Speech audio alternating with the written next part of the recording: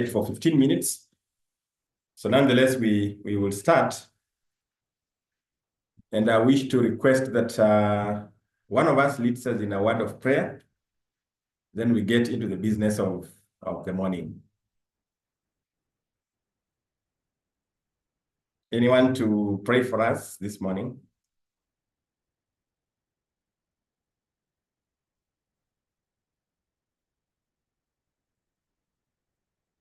Okay. Fine, so let's pray. Father, we come to you this morning. We give you thanks and praise for the goodness that you've done to us.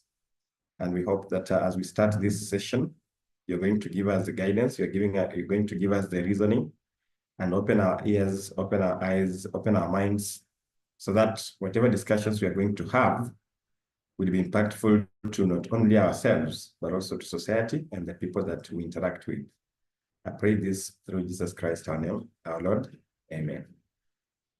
Right, so we'll start, and perhaps for the sake of those ones who can introduce themselves, just say your name and what you do or what you purposely do. But I'll start with myself. So my name is James, CHRP James Wanyama.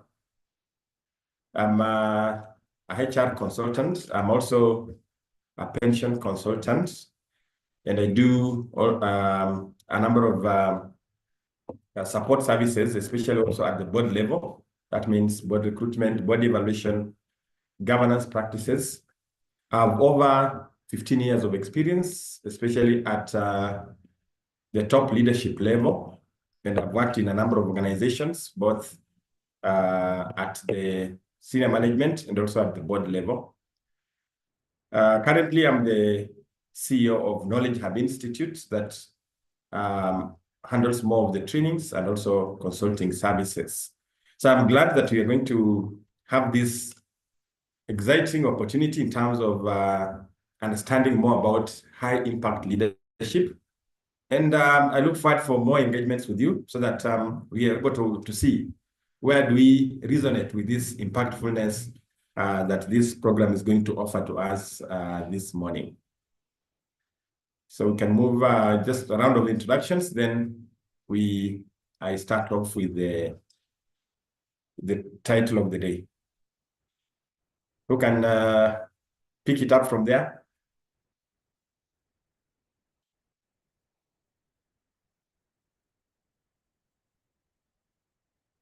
Emma, Virginia. Good morning, everyone. Good morning. My name is Emma Ndiga. I work for Associated Battery Manufacturers Limited. We are the people who produce your car batteries, and I'm happy to be here. Great. Welcome, Emma. Good morning, everyone. Good morning. Yeah, my name is Virginia Atema. I was previously a government employee for many years, and I'm looking forward to learning from this training. All right. Thank you, Virginia.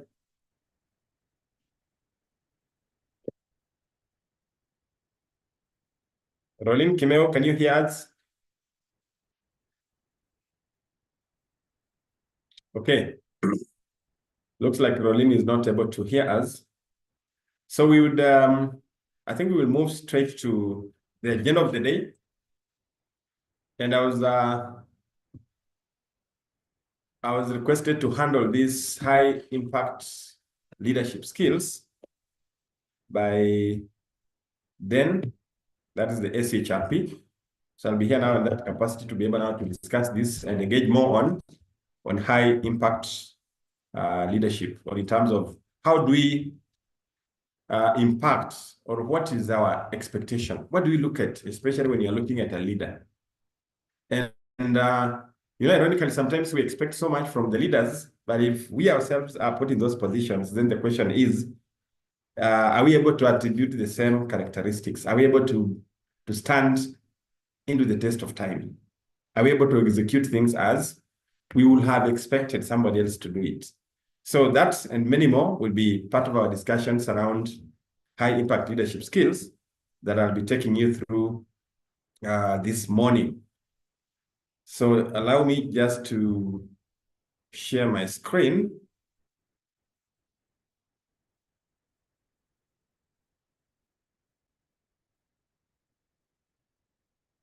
So just confirm that you can view my screen. Yes. Good. Yeah, so that's where the title is. I can see somebody else has joined. Welcome. You can say hi to us as we start. Kindly unmute yourself. Good morning, everyone. Good morning. My name is Meshach. I'm joining from industrial area, Nairobi. Thank you, Meshach, and welcome. So I have just done, I was just trying to project our topic for this morning, which is high impact leadership skills. And as we start off, perhaps to make it more interactive, I just want to hear from you. What are your expectations? What is this expectation that you have when it comes to, or what is your thinking around high impact leadership? What did you anticipate, or what is this high impact leadership? Because we know leadership, but then when you talk about high impact, then what is it that we are trying to attribute the whole process of leadership to? What is the impact level? What is this impact leadership skills? In other words, does it mean that we have other skills that are not high impact or they are low impact? Maybe you can share.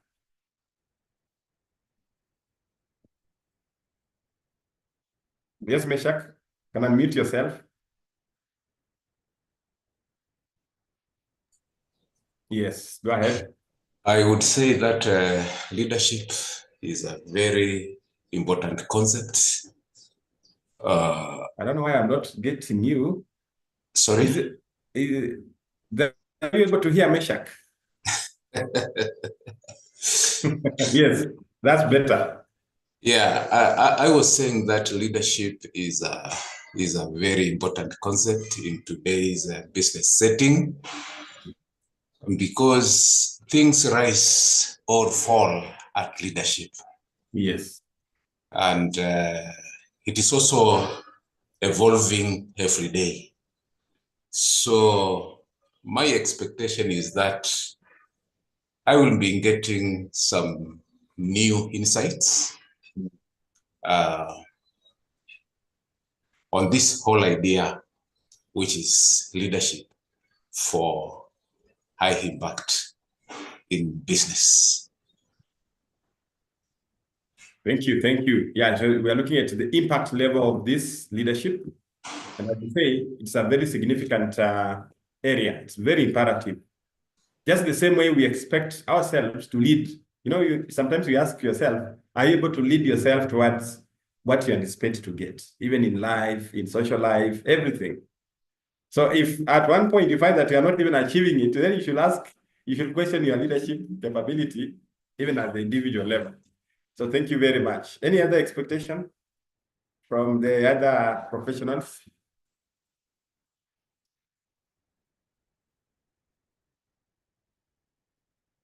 What comes in your mind when you talk about high impact leadership? What is it? What is that evokes your mind? What evokes your mind?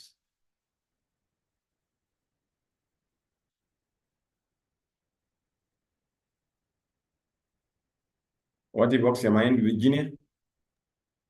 I was thinking of the value of skills like coaching and mentoring on interrelationships, how you manage them in, in a group or in a team or in an organization.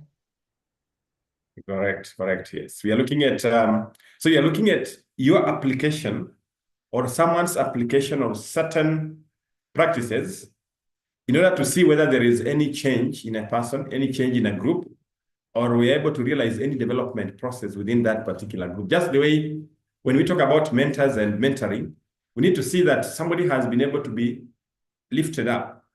We need to expect that someone has transcended a particular stage so that now we can say, yes, I think this person started at point A, now they're at point B and moving on to point C. So we're able now to establish a trend that is a trajectory that's able now to reflect on the dynamics within which somebody is progressing, so that we can strongly say that there has been a lot of progress.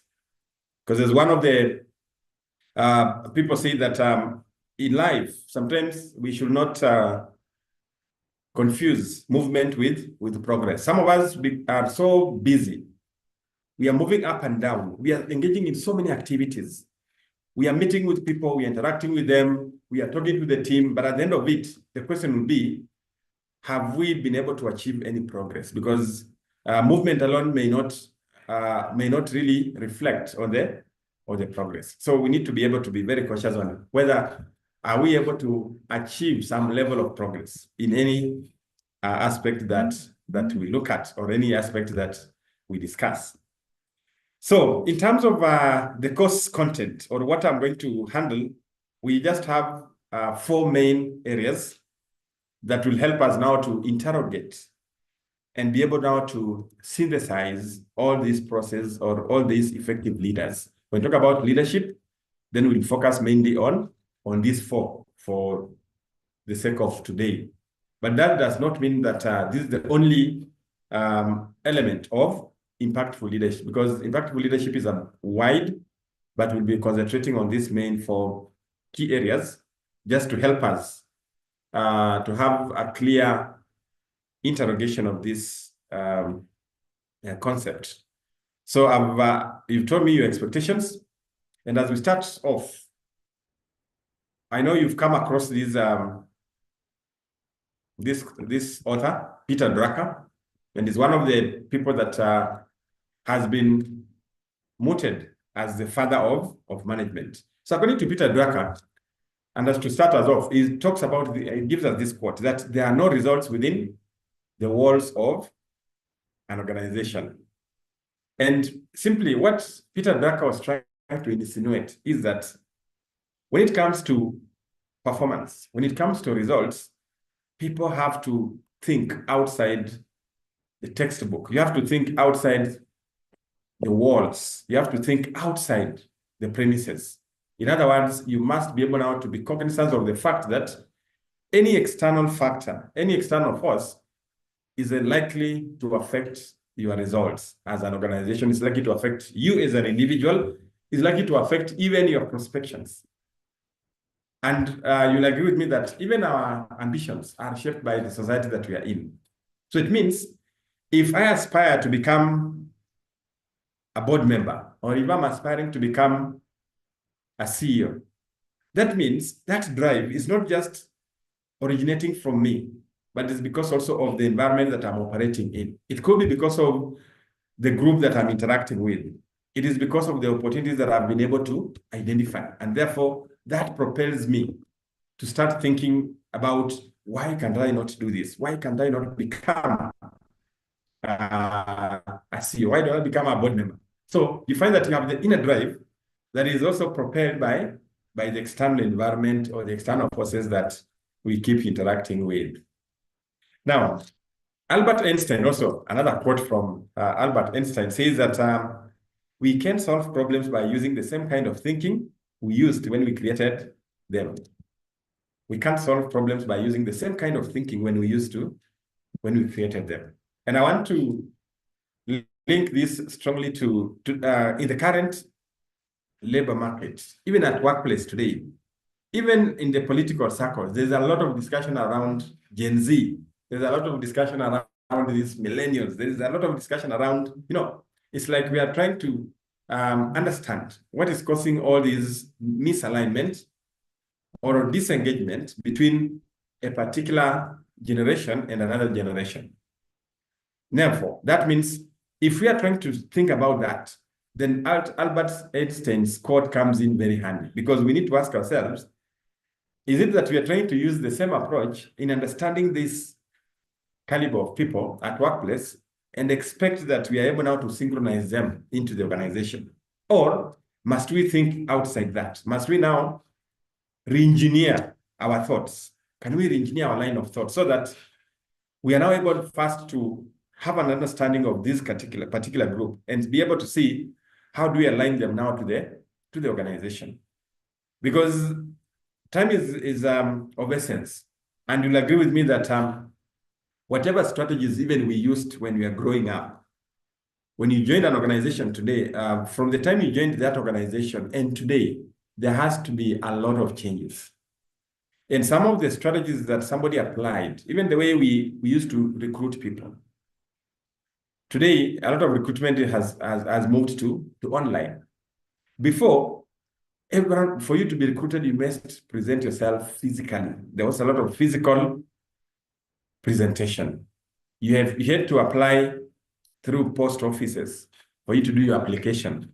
But today, you can even actually count organizations that are now still insisting on physical application letters and physical documentations. What does that mean? It means that there has been a lot of changes. There's a lot of paradigm shift in the manner in which even things are being done.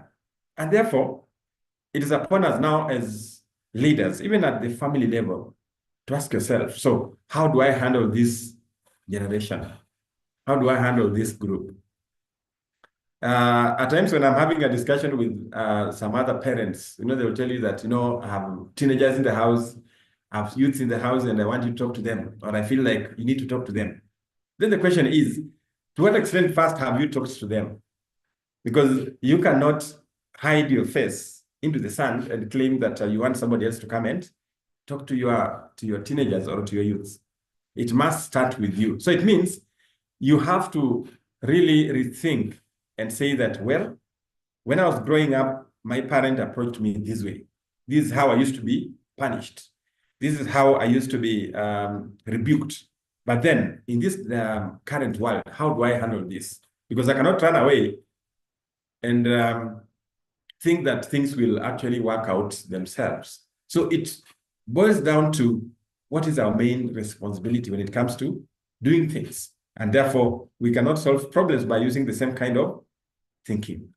There's even another author who said that there's a book which says that what got you here won't get you there. And I'm normally inspired by that book because it gives you that impetus that whatever things that made me to be who am I today may not be applicable tomorrow, because every day we experience new things. Every day we experience new people. Every day we're experiencing new trends and all that. And therefore, these trends only recommend that we should be able now to be very proactive, and we should be able to focus more on improving what we do. Therefore, similarly, not everything that counts can be counted, and not everything that can be counted counts. Not everything that counts can be counted, and not everything that can be counted does what? It counts. Now, it's an element, if you look at this quote by Albert Einstein, it means that in life, we can do so many things, but how impactful are they? There are so many things that you can do. There are so many processes that you can engage in. There are so many friends that you can have. But the question is, how impactful are they in your life? When you stand today and we say, Meshach, yes, tell us, out of this, you have if you check your phone book, if you look at your phone and you check the number of people that you've saved in your phone, maybe there are 1,000 plus. And then we ask you, so how many people do you have? Then you go to the phone book and quickly tell me that there may be 1,002.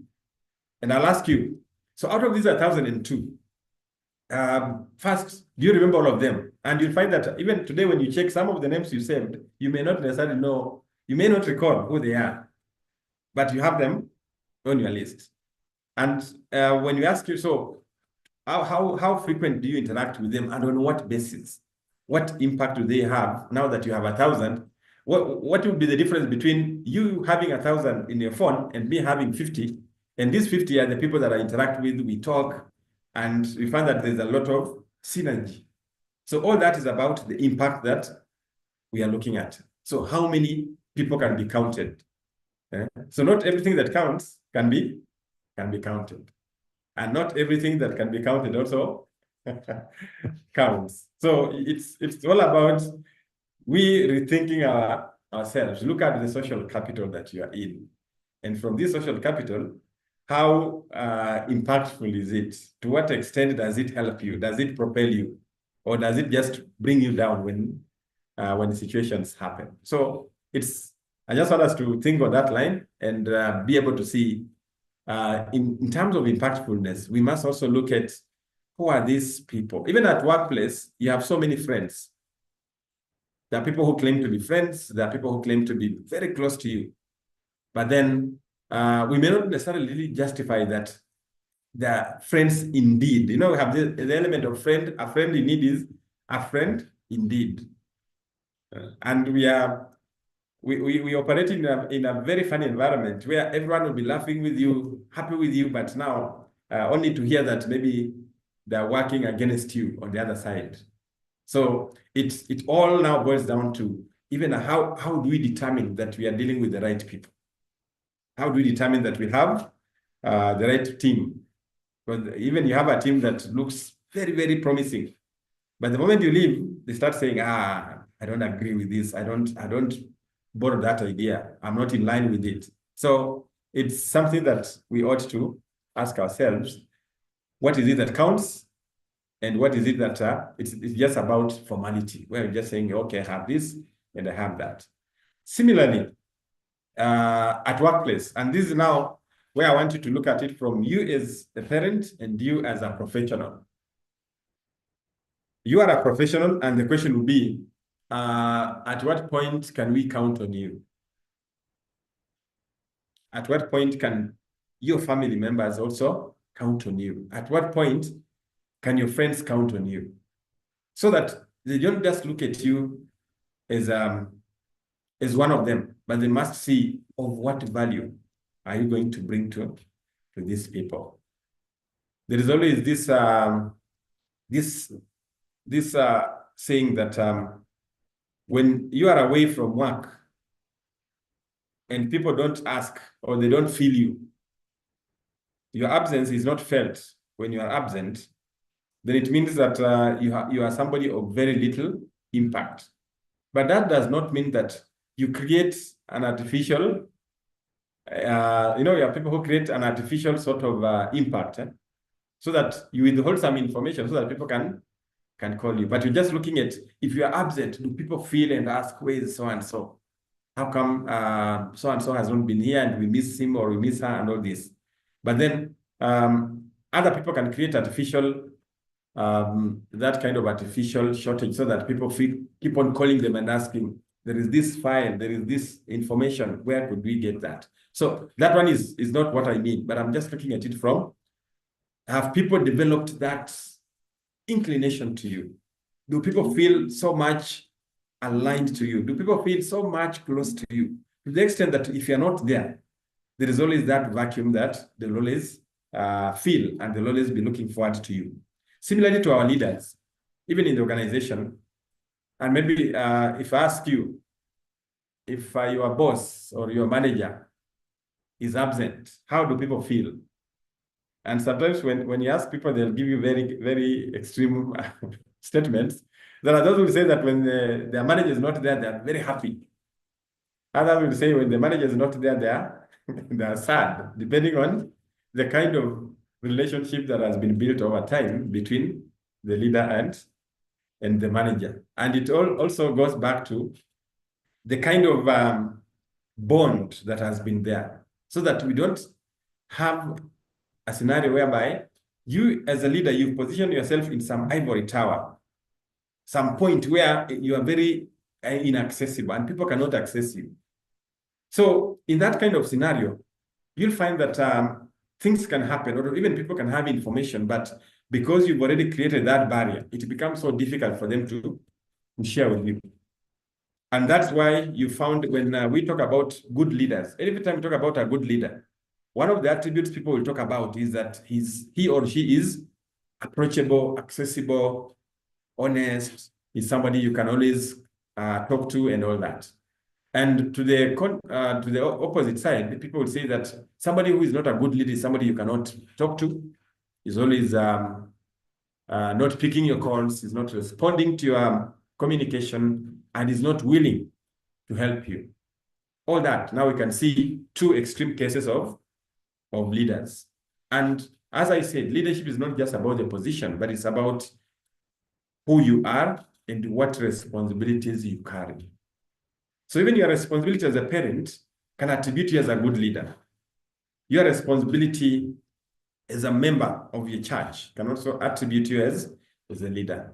Your responsibility as an employee to the team also can be seen to be that element of the impactfulness. So we must always ask ourselves, to what extent are we impacting to others? Now, and as we progress on this, also it is important that we see the difference, or how do we differentiate between a leader and a manager. So a leader, of course, leads people, but a manager is more concerned about resource allocation, understanding that we have 50 people. These people have the right facilities. They're able now to be aligned to the expectations of their job. But a leader looks at, how do I get the best out of this? How do I transform these people so that they become better? So you're just looking at empowering people and making them to be better. So if you met someone at workplace, or somebody joined the organization and they have not improved, and maybe they're working under you, it means that you've not lifted them up. You've not lived to your expectations as a leader.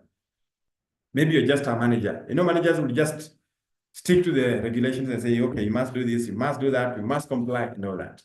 But then as people achieve the results, are we able to elevate them? Are they able to see this growth in them? Are they able to realize their potential?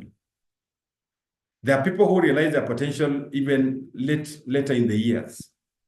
You start working, you're still finding out, do I belong in this profession? I don't belong here. Do I belong to this? Am I in the right fit? All that.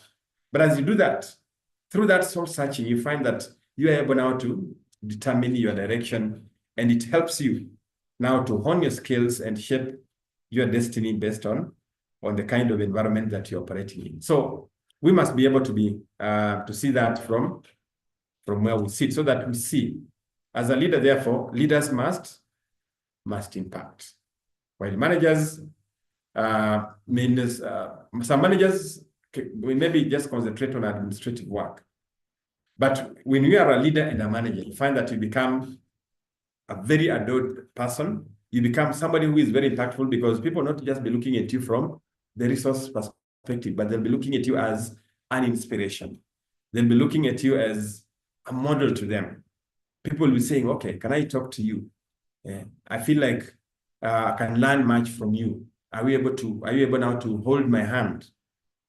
So every time you have these conversations and people talk about holding your hand or doing this and all that, that means already there is an impact that people can see in you.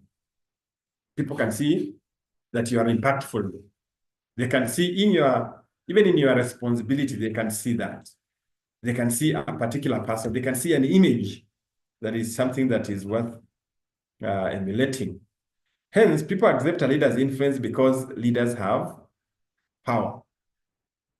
Now, in terms of definition, just also to help us internalize this concept, we can say that leadership is generally the ability to influence people to contribute willingly and enthusiastically. Those are the key terms: willingly and enthusiastically, towards the attainment or achievement of a goal. Willingly and enthusiastically. It means that we are not coercing anyone. We are not threatening anyone. Okay? You're not becoming violent for people to work. You're not using threats for them to work or to do something. You're not creating a hostile environment so that people feel intimidated. Or you're not selling cowardice into them. You're not causing that kind of jitter in them. But you are influencing them. That means you are sharing with them, you are communicating with them, and making them believe in what you want them to be. So that aspect of belief is what determines impactful leaders. And maybe I will just use a very extreme also element, and you'll see what I mean by that. You've seen people going to see the witch doctors. Somebody wakes up and says that I think we need to visit the witch doctor, or sometimes you go to the so-called prophets. Some prophets, we may not necessarily say they are false, but sometimes when you read the Bible, you can actually presume that these are the false prophets that have been talked about. So here you get somebody, a witch doctor, who promises that he or she will make you rich. And you see people actually falling into that trap, that the witch doctor is going to make me rich. But the moment even you see the kind of life that this witch doctor lives, sometimes if you see those pictures of the place where this witch doctor lives, they are very, very discouraging images, because you fear. Even when you look at it, you find, in fact, what comes in your mind is poverty-stricken person. But then the question is, how can the perceived poverty-stricken person transform my life into being a better person? Even whenever you look at the environment, you find that environment looks completely opposite of what they're saying. And people have taken that advantage and say, now they use that to dupe people. They use that now to change perspectives about people and just to make them fall into that trap.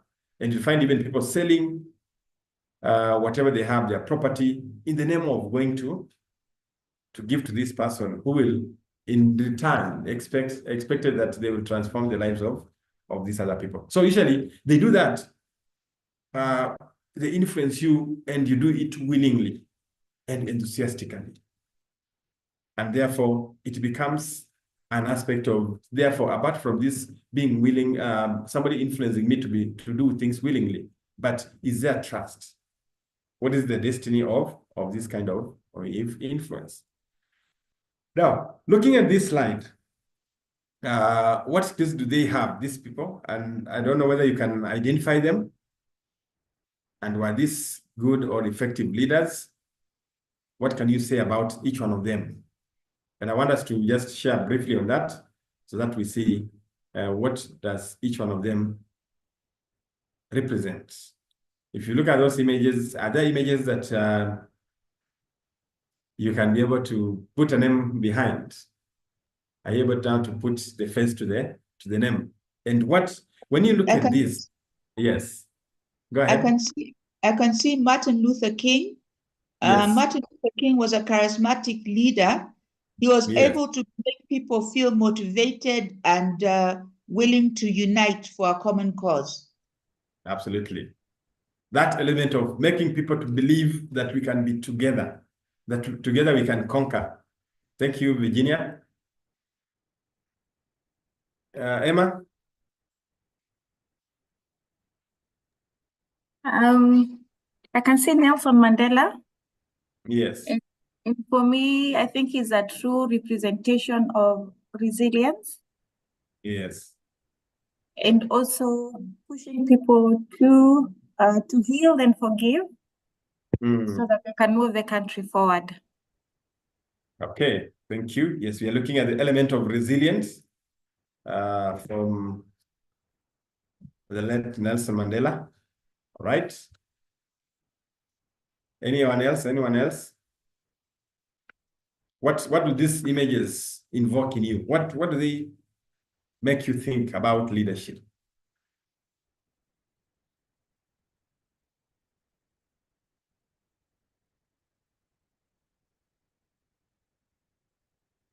What does it make you think about leadership? I can see Barack Obama, and he was an inspiring leader. Barack Obama. He was an inspiring leader, correct? What else can you think about him in terms of leadership?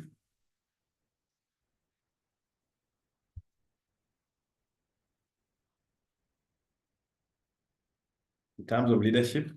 I think that inspiration can be aligned to where we can say that it's not about your religion, it's not about your upbringing, but it's about something that people see in you.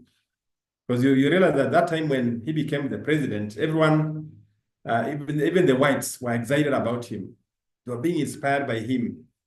And that transcended now the element of even the race. People could not see him as a Black American, but they could see the leader in him. And you know, whenever that element of impact comes in, then it tends to drain away everything else. Anything else negative that could be attributed to that tends now to wither away. Okay, thank you. What else can you attribute this leadership or these leaders to?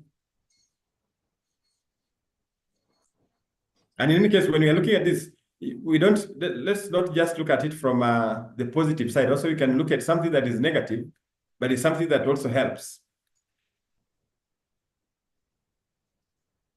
You know, you can have a negative element, but it is a negative element that is very constructive when it comes to certain decisions. Okay, let's hear from Mesha. The one thing I would say I learned from Mandela is on talent management, because the current South African president, Cyril Ramaphosa, was intent on succeeding Mandela. But Mandela knew that what South Africa wanted or needed at that point was a strong economic manager. And he propped up Thabo Mbeki to take over from him. Yes. And they sent Ramaphosa to business. He told him still there was time for him to become president, but he was not ready to succeed him. So I saw that trait in him, the ability to manage talent. And also the ability to be the leader without being at the front. The ability to be the leader from the background, letting others take the lead, but still keeping things in control. Wow. Very insightful. In fact, I like the way you've been able to dissect that in terms of trying to, how he was able to identify that Ramaphosa is more inclined towards this direction, Thabo Mbeki is this. And it actually also helps us to see, are we able to identify these talents within our groups? Are we able to see who fits where at what particular time, so that it doesn't mean that everyone else should become a leader at any given time, but there is always that progression. There is, that's why we say that you may have the leadership skills today, but your time has not yet come.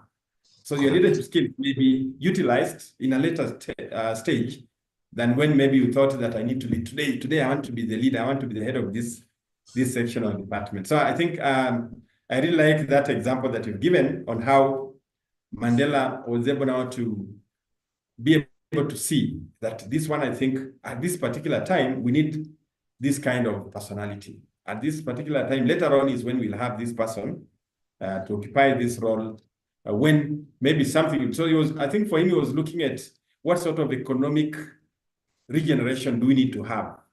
And in that case, then who is the right fit for that particular time? Good. So thank you very much, Meshach, on that. Anybody else with another comment? I like the way we are thinking on that, and you can see we are all looking at the element of the impact. How impactful is someone, and to what extent have they been able to exhibit that kind of impact? Anybody else? Okay, so let's move to, I've just talked about the definition. In terms of inspiration, we expect that an impactful leader is able now to inspire workers into higher levels of teamwork. And therefore, there are certain things that we must know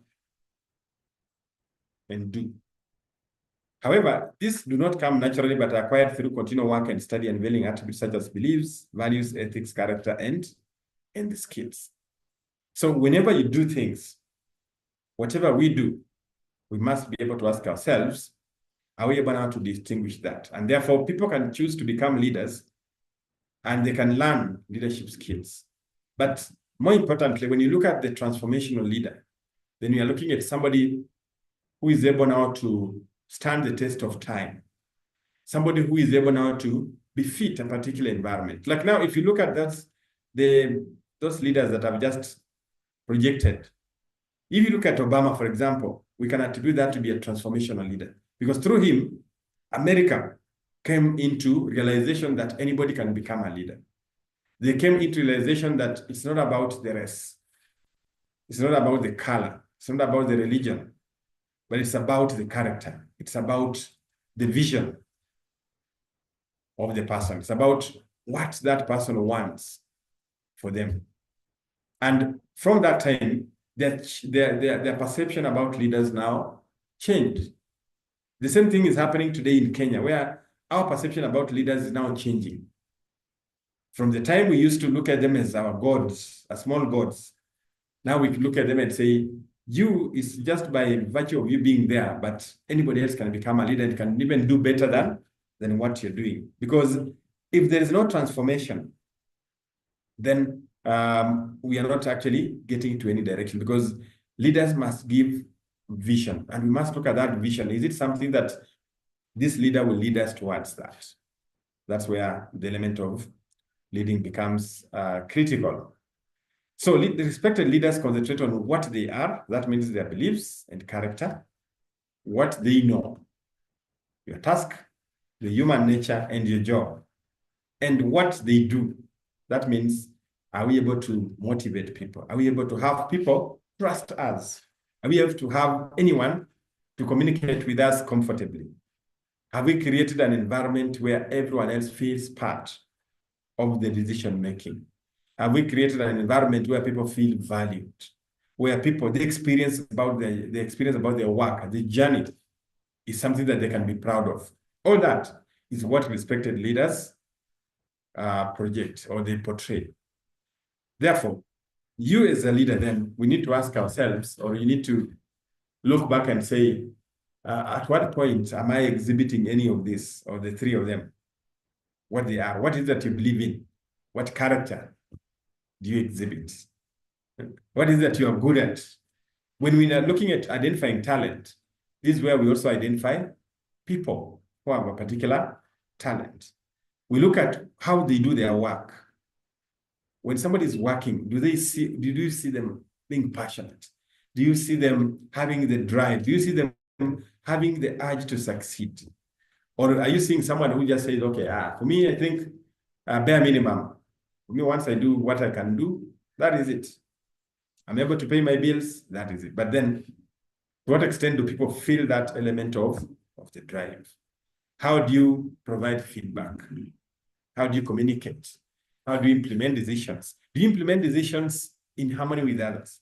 Or do you create a lot of confrontation? Do you create a lot of conflict, friction as you pass? Are you that elephant that whenever it passes, people feel that they're being bruised right, left, and center? So we must always be cognizant of that fact, that for us to have that, for us to be seen as respected leaders, then we must portray characters that are remarkable, characters that are impeccable, behaviors, beliefs, trust, the compassion that people, the empathy that people can actually always look up to as leaders.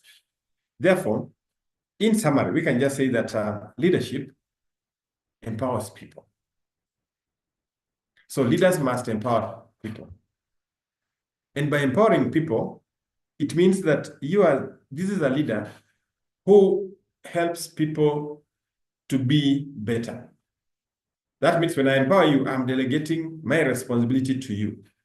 And by me delegating that responsibility, I want you to use your capabilities to do more. Just the same way we bring up children. When you bring up a child, you don't bring up a child for them to depend on you throughout. You are bringing up children so that every stage they're able to realize potential in doing something. They're able to grow. They're able to see things differently. And that's why today we sit here. Some few years or some years back, we used to be children and we used to be empowered by our parents. Our parents invested in us. They told us, when you're studying, make sure you do this. When you do this, make sure that you focus on this. And all that is what has brought us to be who we are. But then if we create an environment where we don't empower people, it's like it has to be the parent. You end up having children who are not responsible, children who cannot do things on their own, children who cannot even do something small. You've seen cases where a child has grown at home. They cannot even wash their own clothes. Somebody has even gone to university, but they cannot even wash their clothes. That's the time they struggle. And that one even helps those ones who are boarding. So somebody who joins university and now they're in boarding, they have to board. You find that they start finding it so difficult to adjust to that. They have never been able to even wash utensils. They cannot even cook a simple meal. That means these people have been empowered. And because they're used to be, everything is being done for them, they get to a point where they cannot think on their own. They cannot think outside the box. That's where we say that when we're empowering, we give resources and we help in executing with those resources. Leadership also should inspire people. We must make people feel that they can do it. We must always give them constructive feedback. We must always encourage. We must always motivate people for them to do better. So you get somebody who has joined you, the organization, and they need support. But because you are this person who believes that it's only you, you don't even have a helping hand to them. In that case, then you're not inspiring them, but you're making them not to see you as somebody who is so egoistic, somebody who thinks it's about them, and therefore you don't impact on others. Then at the end of it, once you leave that organization, nobody even will celebrate you because nobody sees anything, any value that you had. In any case, now they'll be celebrating because you've left at the expense of you, them even having felt that this person made us to be who we are. Leaders also must share the vision. You cannot lead without a vision. That vision must be communicated. People must be bound. People must actually feel that they need to be part of that journey. And you can only do that if you willingly and enthusiastically make people feel that that's what the identity that they should have. Okay? The identity that they should have. Quite often, you've seen people saying that, or sometimes people want to associate with a particular leader because that leader has been seen in a positive light. But the moment the leader has had fraud cases, court cases, criminal cases, and all that, people will now want to dissociate themselves with that leader. Even you at workplace, or you've seen even employees. If an employee commits a crime at workplace, even if he was your best friend, you don't have to associate with them because already that tag, you look at that tag and feel that if I associate with this person, then people will go back and say that, show me your friends and I know who you are. And therefore, we try to, as much as possible, now create the barrier between ourselves and these people so that we are not associated or we are not seen to be sharing a particular kind of vision. Then we also expect that leadership leads change. Leadership must lead to change. There has to be transformation. So anytime you to become a leader, you must, as we say, if you are talking about a vision, That means you want to transform people. You want to transform processes. You must transform that organization to a particular level. Maybe you are a line manager. We must see the transformation element in you. We must see the realization of change. We must see you making people to think differently. We must see people performing better. Because apparently, if you are heading a team and everyone, all these members are performing poorly, then it should be a question of concern to yourself and ask, how come from the time I began supervising this person, their performance has been dwindling? So who is the problem? Is it me or is it these people? Because once you interrogate that, then you should be able now to come up with a solution to that. And that's where change comes in. How do we communicate this? How do we make people realize that they ought to do this? So leading, therefore, it's all about organizing. It brings about problem solving, management, and the rest. Qualities of a leader: we expect that they will concentrate on the goal. We expect that there is a lot of confidentiality or confidence. And in terms of trust and capabilities, we expect that they shall have a clear vision. Then we have the element of honest and transparency. Honest and transparency. Now, as a leader, and these are just picked it from Article 10 and 232 of our Constitution, just also to give it a very holistic perception about what leadership is about. So in terms of a value, a key value for leadership is about empowerment and development. It could be at where you work. It could be even at home. It could be even within your family. Then are we able now to empower people? Are we able to develop? Because that's the whole essence of a leader. If you're not empowering and you're not developing anyone, then your leadership skill is questionable. So once you are in that position of power, once you occupy that office, once you occupy that role as a family, as a leader in your family, as a head of the family, as you head that family, then we need to see, how do we empower our children? How do you empower the society? Who do we empower in that case? So you must see, how do we empower others? And also, we need to amplify that in our own impact as a result. So when you're empowering people, are we able now to see that in your results? Are we able to see the impact that you've created? So that it's not just about saying, it's not just about talking, but we must see the impact. Just the same way you've seen the Gen Z saying that the president has been talking and talking and talking, promising and promising, but we are not seeing results.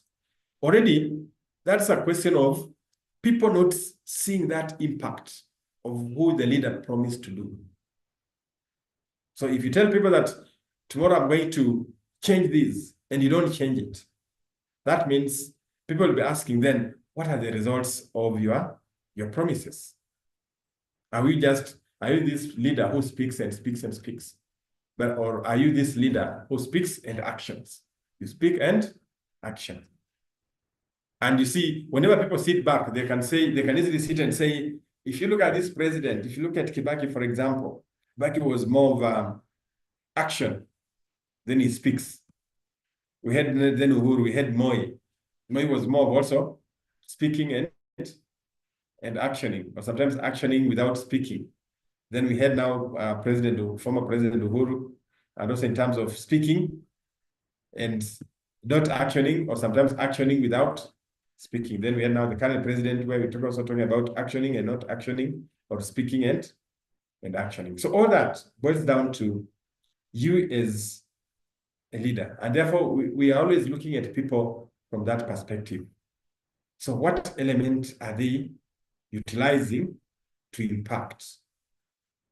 Do we look at them as people who are able now to transform society, who are able to transform others into certain positions. Honesty and transparency. Employees want a coach and a leader who is honest and transparent about their performance, their business objectives and directives, and the internal company politics. Very important. What are leadership values? So you expect that transparency and honesty, because nobody feels like or likes to feel that they are being lied to or deceived.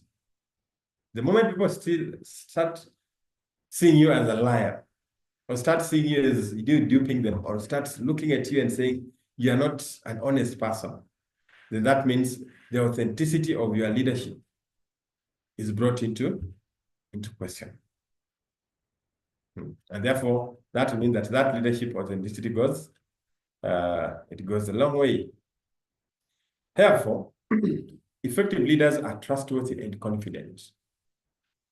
Confident in what you do, and also making sure that people trust you by your deeds, not just by saying, by your deeds. You know, trust comes with the deeds. That's why people say that do as you say, or anytime you say something, make sure that you do what? You do it.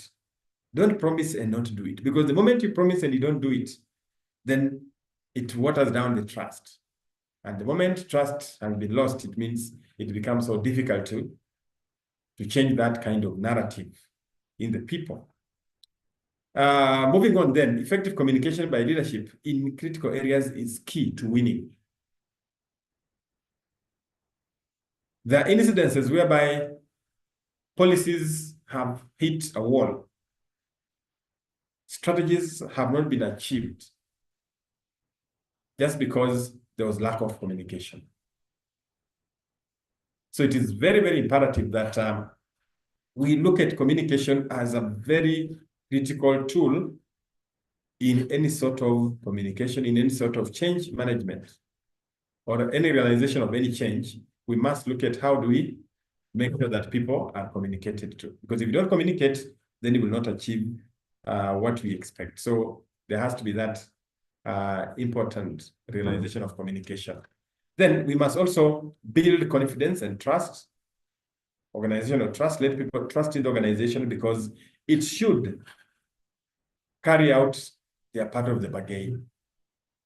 Then also helping employees to understand the firm's overall business strategy is also very important in terms of effective leader.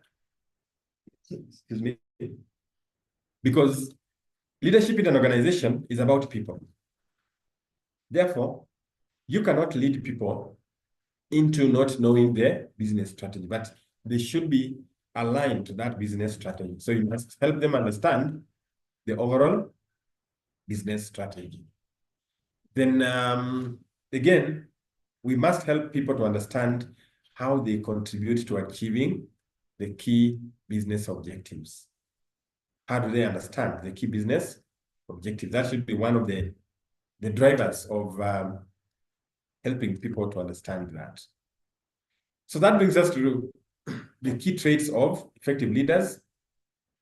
And I've already talked about what the leader should do. And these are the key 6 traits of a leader. What I was just trying to bring out was the element of trying to see how an effective leader can be in line with what effective leadership should bring about. So the first one is drive.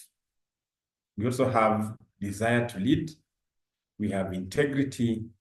We have self-confidence. We have intelligence. And we have what we call job-relevant knowledge. This may not, as we look at these 6, we may not necessarily say that these are the only traits that can make leaders effective. But you find that what we are saying is that they are very critical in effective or in shaping an effective leader. Very effective leader. We must look at it from that perspective. So in terms of drive, are we looking at a leader who has a desire to succeed? Do you work with people who have the desire to succeed? Or do you live with people who have no desire to succeed? I was talking to a friend of mine who just reported to his new job the start of this month. And he was sharing with me that apparently the CEO of the company that he's now working with, from the discussion they have had, it looks like the CEO is not, it's like he's not there in terms of his being part of the decision making, or him being part of the drive of the business. Because I think I was saying that the CEO had just come from leave, but he doesn't look to be hands-on when it comes to things happening within the company. And he was puzzled and told me that, there was something that had happened in the organization, and when I asked some time back, the CEO seemed that he was not even aware about that. And he could see that there was a lot of disengagement between the CEO and the managers. So they could see a lot of disengagement between that. So then I asked him, so in that case, how do you expect to move forward now that it looks like the CEO has already lost energy? He's not part of the team, but he's still your leader. How are you going to navigate that? What sort of actions are you going to take so that you remain into the line of achieving your objectives? And he told me, at times when it comes to leadership, if the leader is not driving you, then you also, at that point, as much as you want to do more, but you have a limit within which you can operate. So it tends now to curtail your progress from that particular time, or that particular point. So what I'm saying is, anytime we must have leaders that are able now to exhibit high level of effort. You must have the desire for achievement. As you're working within the organization, do people see your drive? Do they see the energy in you? Are you able now to portray any initiative towards betterment of what you're doing? Are you able to inspire people? Are you able to make your people feel that they're part of the organization? Even at home, do your children look at you and get inspired? Do they see that you have the energy? Or do they look at you and feel pity about you? They feel that this is not the right parent. Do they see your initiative? Do they see that we say that you must always give them the hope? You must always sell hope to your children. Do they see that? At workplace, do people see the energy in you? Do they see that person who can always change things in terms of the activities, in terms of the character, and even just the ability to be willing to interact with others and also give them permissions? Moving on to the second trait is desire to lead. As a leader, then, you must exhibit that strong desire to influence and lead others.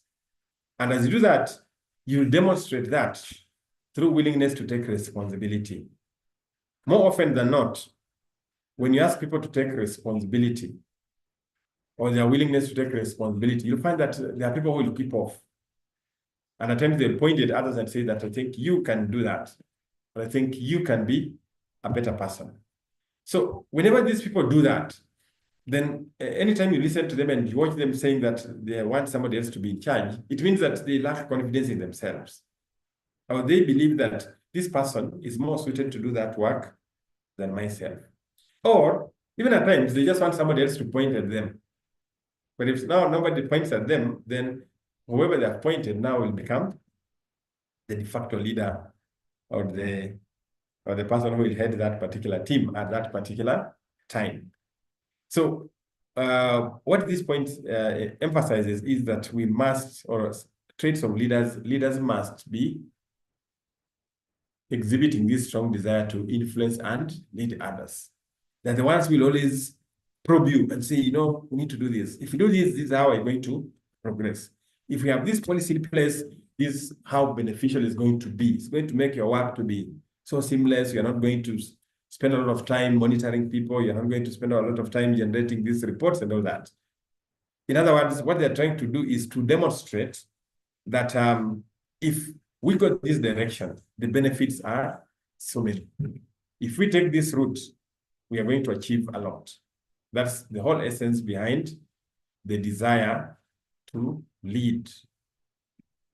Integrity.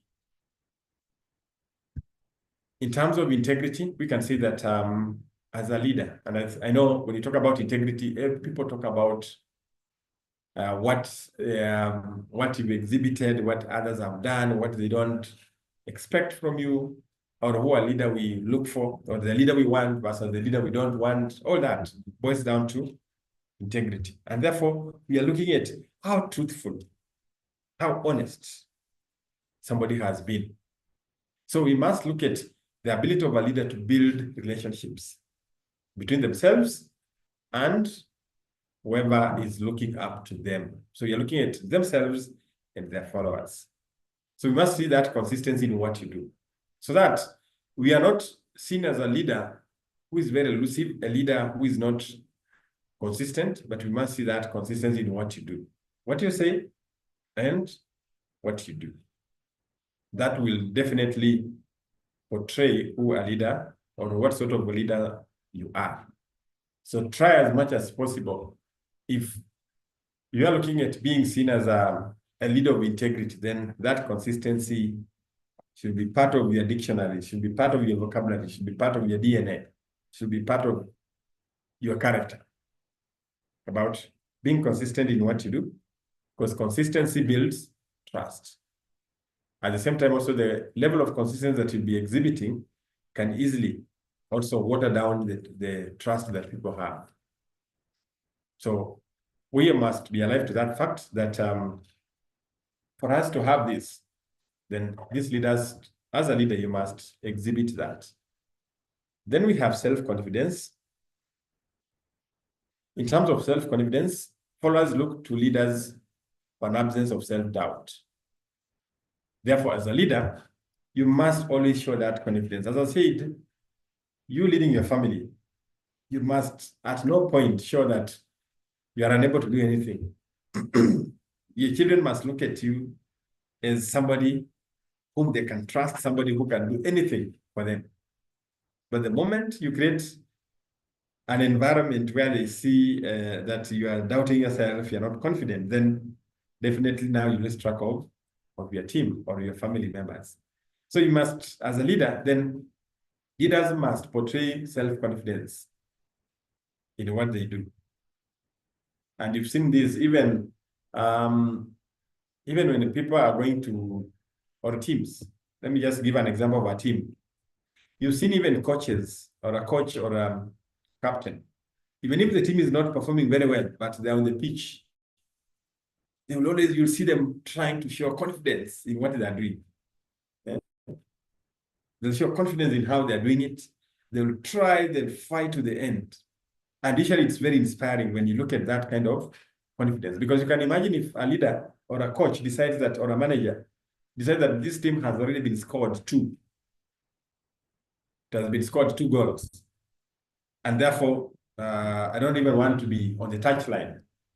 So the coach now decides to go and sit or leaves the stadium. What sort of image will that be creating to the team? The team even will also walk away because they will feel that our leader has already given up. And therefore, there is no need of us to progress. So we must look at that leader with confidence. We must look at a leader who inspires confidence, who drives confidence in order to make followers to attain the rightful decisions. Another point is intelligence. As a leader, you must be intelligent. And how do you become intelligent? No, intelligent is not generally just the ability to know something, but you are looking at your ability to synthesize, to gather, and interpret information in such a way that your interpretation of the information helps to envision a particular process. It helps people to trust in what you're doing. It helps to give solutions to problems. And also it helps to make correct decisions out of your interpretation. So you must be intelligent. And at times, when you look at decisions that have been taken, you can only say that this decision was taken by a fool, and this one was taken by an intelligent person, just out of their analysis and synthesis, and also even knowing which information to gather.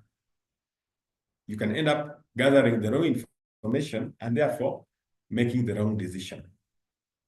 But intelligently, you can pinpoint which information is critical, how do you interpret that, and also coming up with the best decision to deal with a particular scenario or situation. Right. Job relevant knowledge is also another trait for leaders. So effective leaders have a high degree of knowledge about the company or the industry and technical matters. What am I saying here? You cannot just wake up today and become a doctor. Just pick you from HR and we say, now, tomorrow, I want you to start treating patients. No, it can't work. Why? Because you do not have the right anchorage. You're not anchored in that area. You don't have the job relevant knowledge.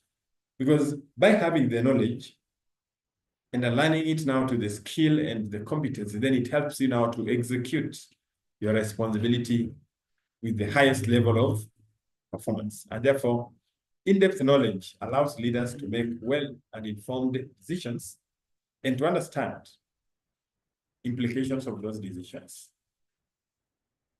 So you make a decision, but at the same time, at the back of your mind, you are alive to the fact that this is the impact this decision is going to have, because you understand the ecosystem. That one decision is likely to have an effect on the whole ecosystem. So it becomes one of the strong traits of a leader that having the right knowledge is key. You had this, or you had in the recent, when these cabinet secretaries were being, the nominees were being interrogated by Parliament. One of the things that was being raised is that maybe this CS nominee lacks the knowledge of their department or the knowledge of their ministry. That's automatically now, it boils down to the job relevant knowledge that you want to be, or somebody is giving you or entrusting you with this responsibility. But when it comes to your knowledge about it, you are zero. You're just struggling. It's like you're just trying to see things as if they are completely new. Therefore, how do you make strategic decisions when the basics you have no clue? Okay, so it is very vital that job relevant knowledge is critical, and also people understand that this is what creates, that is one of the key traits of a leader. And you know, anytime you are confident, it means that you understand what you're doing. But the moment you lose confidence, it means you don't understand what you are doing. And I'll give you a good example. Even today, whatever you're doing, just try and do something else. You're not an IT person. Try to struggle with IT issues. Try to install a software in your laptop or your machine. That's when you realize that that's not your forte. That's not your area. So leave it to somebody who is well known in that section. Because as much as you'll be Googling and trying to understand, but you know, it also boils down to how deep anchored you are when it comes to that knowledge are you that can help you now to make the most informed decisions. So that sums up the traits of leadership. I want us now to move to the managerial grid of leaders. Managerial grid of leaders. And I know all of us have come across this. Anytime you talk about principles of management, you talk about management, you must have come across the grid, this managerial grid of leaders. And this grid is classified in two. One, that we have leaders that when they are plotted on this graph, they have a high affinity for the people, and also they have a low affinity for the people, or they're just in the middle when it comes to their concern with the people. At the same time, we also have the element of the concern for work, so that we also have a leader who is so concerned about work. For them, it's about work. It's not about whether you are in the right mind, whether you are in the right mood, whether you are in the right role, but for them, it's about work. So get inducted into a role that you are completely struggling to get, but this kind of leader is concerned about the results. If you don't bring the results, then we don't have time for you. So this grid is usually used to be able now to plot leaders in the 5 categories. And if you look at these 5 categories, anytime you look at the characteristic of each one of them, you can actually see one of your leaders, or even you can see yourself in that. Because the concern, if you're that person who is concerned about work, and at times you hear people saying that, this boss or this manager is a workaholic. I am a workaholic. The person who is a workaholic is inclined towards the task. So he's a person that we can say that is concerned about the task and not about their welfare, their well-being and all that. You've seen people even who work and work and work without even eating or taking care of themselves. Yet in life, we say that you must always pay yourself first. Paying yourself means you are taking care of yourself. Because without yourself, then whatever you're looking at achieving will not be achieved. So you must put yourself at the center and say that, well, look at this person.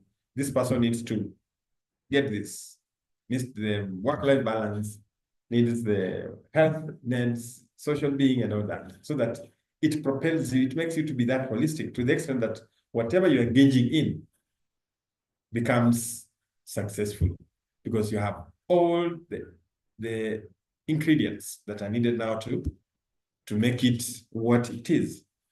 Now, let's start with the lowest level. So we have the concern for people on this axis, then we have the concern for the task. So the first category of leaders are called impoverished management. Impoverished managers or leaders, these are leaders who have little or no concern about the people. They don't care. They have no concern for the task. For them, it's just status quo, things as they are. We don't want to disrupt anything. Things have to be done the way they have been done. They have been done before, and therefore they can continue being done that way. And leading into the future, they can also be done that way. That's an impoverished management. That means it's a management that is less concerned about what the organization minimum effort. So we are looking at leaders who exert minimum of effort to accomplish the work. So they don't want to be seen to be really making strides into work. They don't want to be seen to be more concerned about what people are doing. For them, they're just sitting on the fence and looking at things unfold. That's the kind of impoverished leader. Then, another one we have team management. This is the one at the far end. That's 9 and 9. That means there is a high concern for people and a high concern for the task. So what do people believe in? This leader facilitates efficiency and high morale by coordinating and integrating work-related activities. Facilitates task efficiency and high morale by coordinating and integrating work-related activities. How do they facilitate task efficiency? These are people who look at, how do I facilitate my people? Have they been trained? Do they have the right resources? Is the technology they're using seamless? Are the facilities they're using up to date? Have they been communicated to on what is expected? Have they received the necessary support for them to execute this kind of work? Because you find sometimes people have been given tasks or work, but the leader has not facilitated them. So how do you expect results out of no facilitation? Or how do you expect people to achieve or to generate that kind of performance within a period, yet they don't have the right skills? Because you just pick people and say that, I think for you this week, you work in this, make sure that you deliver on this. How do you expect somebody who has been promoted as a supervisor to achieve results when they have not been mentored into that role?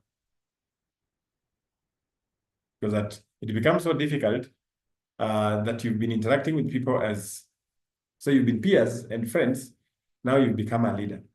You need some level of learning for you to transform yourself into that leader. Because people will still be looking at you as a colleague. Even yourself, you'll still be looking at yourself as a colleague to them. And now trying to create that line of now I'm supervising you. Sometimes it requires a lot of continuous development for somebody to realize that now their level has gone to another one, and therefore they must, it's not just about them doing the work because they used to do the work. So the moment you become a supervisor or a leader, then you make sure that the work is being done through these people. Unlike before, when you are the one doing the work. And sometimes you find people who have been promoted, they tend to exhibit the same character. Now they still continue doing the work because that's what they are used to. So they try to delegate, the person does not, or the delegation does not work. And now they do it, saying that, anyway, even I know how to do it. You don't have to worry. Let me just do it myself. In other words, the moment you start prompting that kind of action, it means that you're losing touch with the leadership element. The aura of leadership now becomes watered down. So it is very important that this discussion tends to help in terms of a leader making it more efficient and ensuring that people are able now to be coordinated in the right way. Then we have the task management. Leaders concentrate on the task efficiency, but shows no concern for people development, morale of the employee. So every time you do your appraisals, you just concern about the performance. When people talk about they didn't have the right skill, or they needed to have been trained, you don't care. You tell them, I don't care about that. You must work. If you don't work, then you'll be shown the door. That means you're a leader who is only concerned with the task. Or people report to work late. Somebody reports to work late and you don't want to hear about why they reported to work late. Maybe somebody was sick, or maybe their family members were sick, or something just happened on the road, but you don't want to listen. So to you, it's about work, and they'll come and you bombard them and abuse them and tell them why they should not be in that organization and all that. So that way, then you'll be perceived as a leader who is more concerned with the task. Then we have 1 and 9, that's country club manager. So the country club manager or leader focuses on being supportive and considerate of employees to the exclusion of concern for task.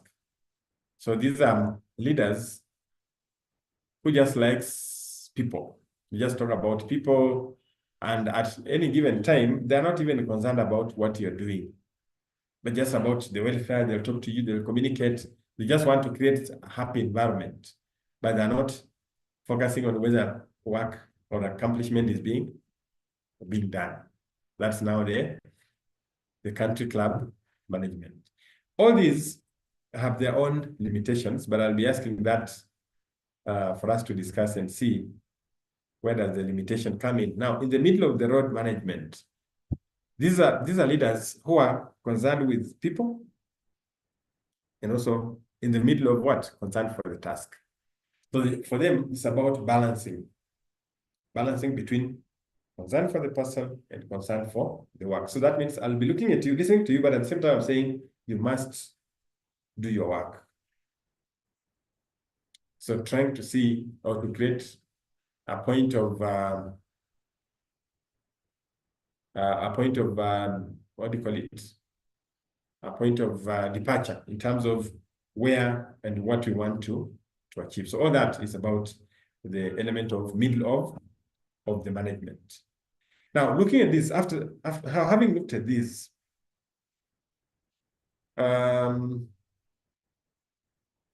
where do we see ourselves? Do you see yourself as a country? Do you think you portray the country club management? Are you that person who portrays impoverished management, middle of the road management, task management, or team management? And at the same time, what will be your best management category or leadership category? Maybe just apart from you now, you yourself, if you look at this, then where do you attribute yourself to be? Or what is that you look forward to and say that this is the best? Where do you see that? Where do you see that?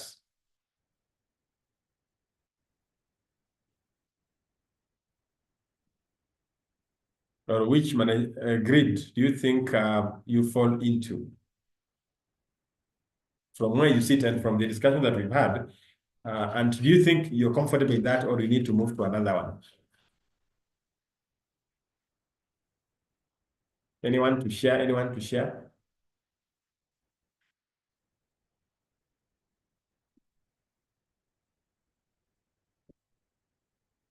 Anyone to share?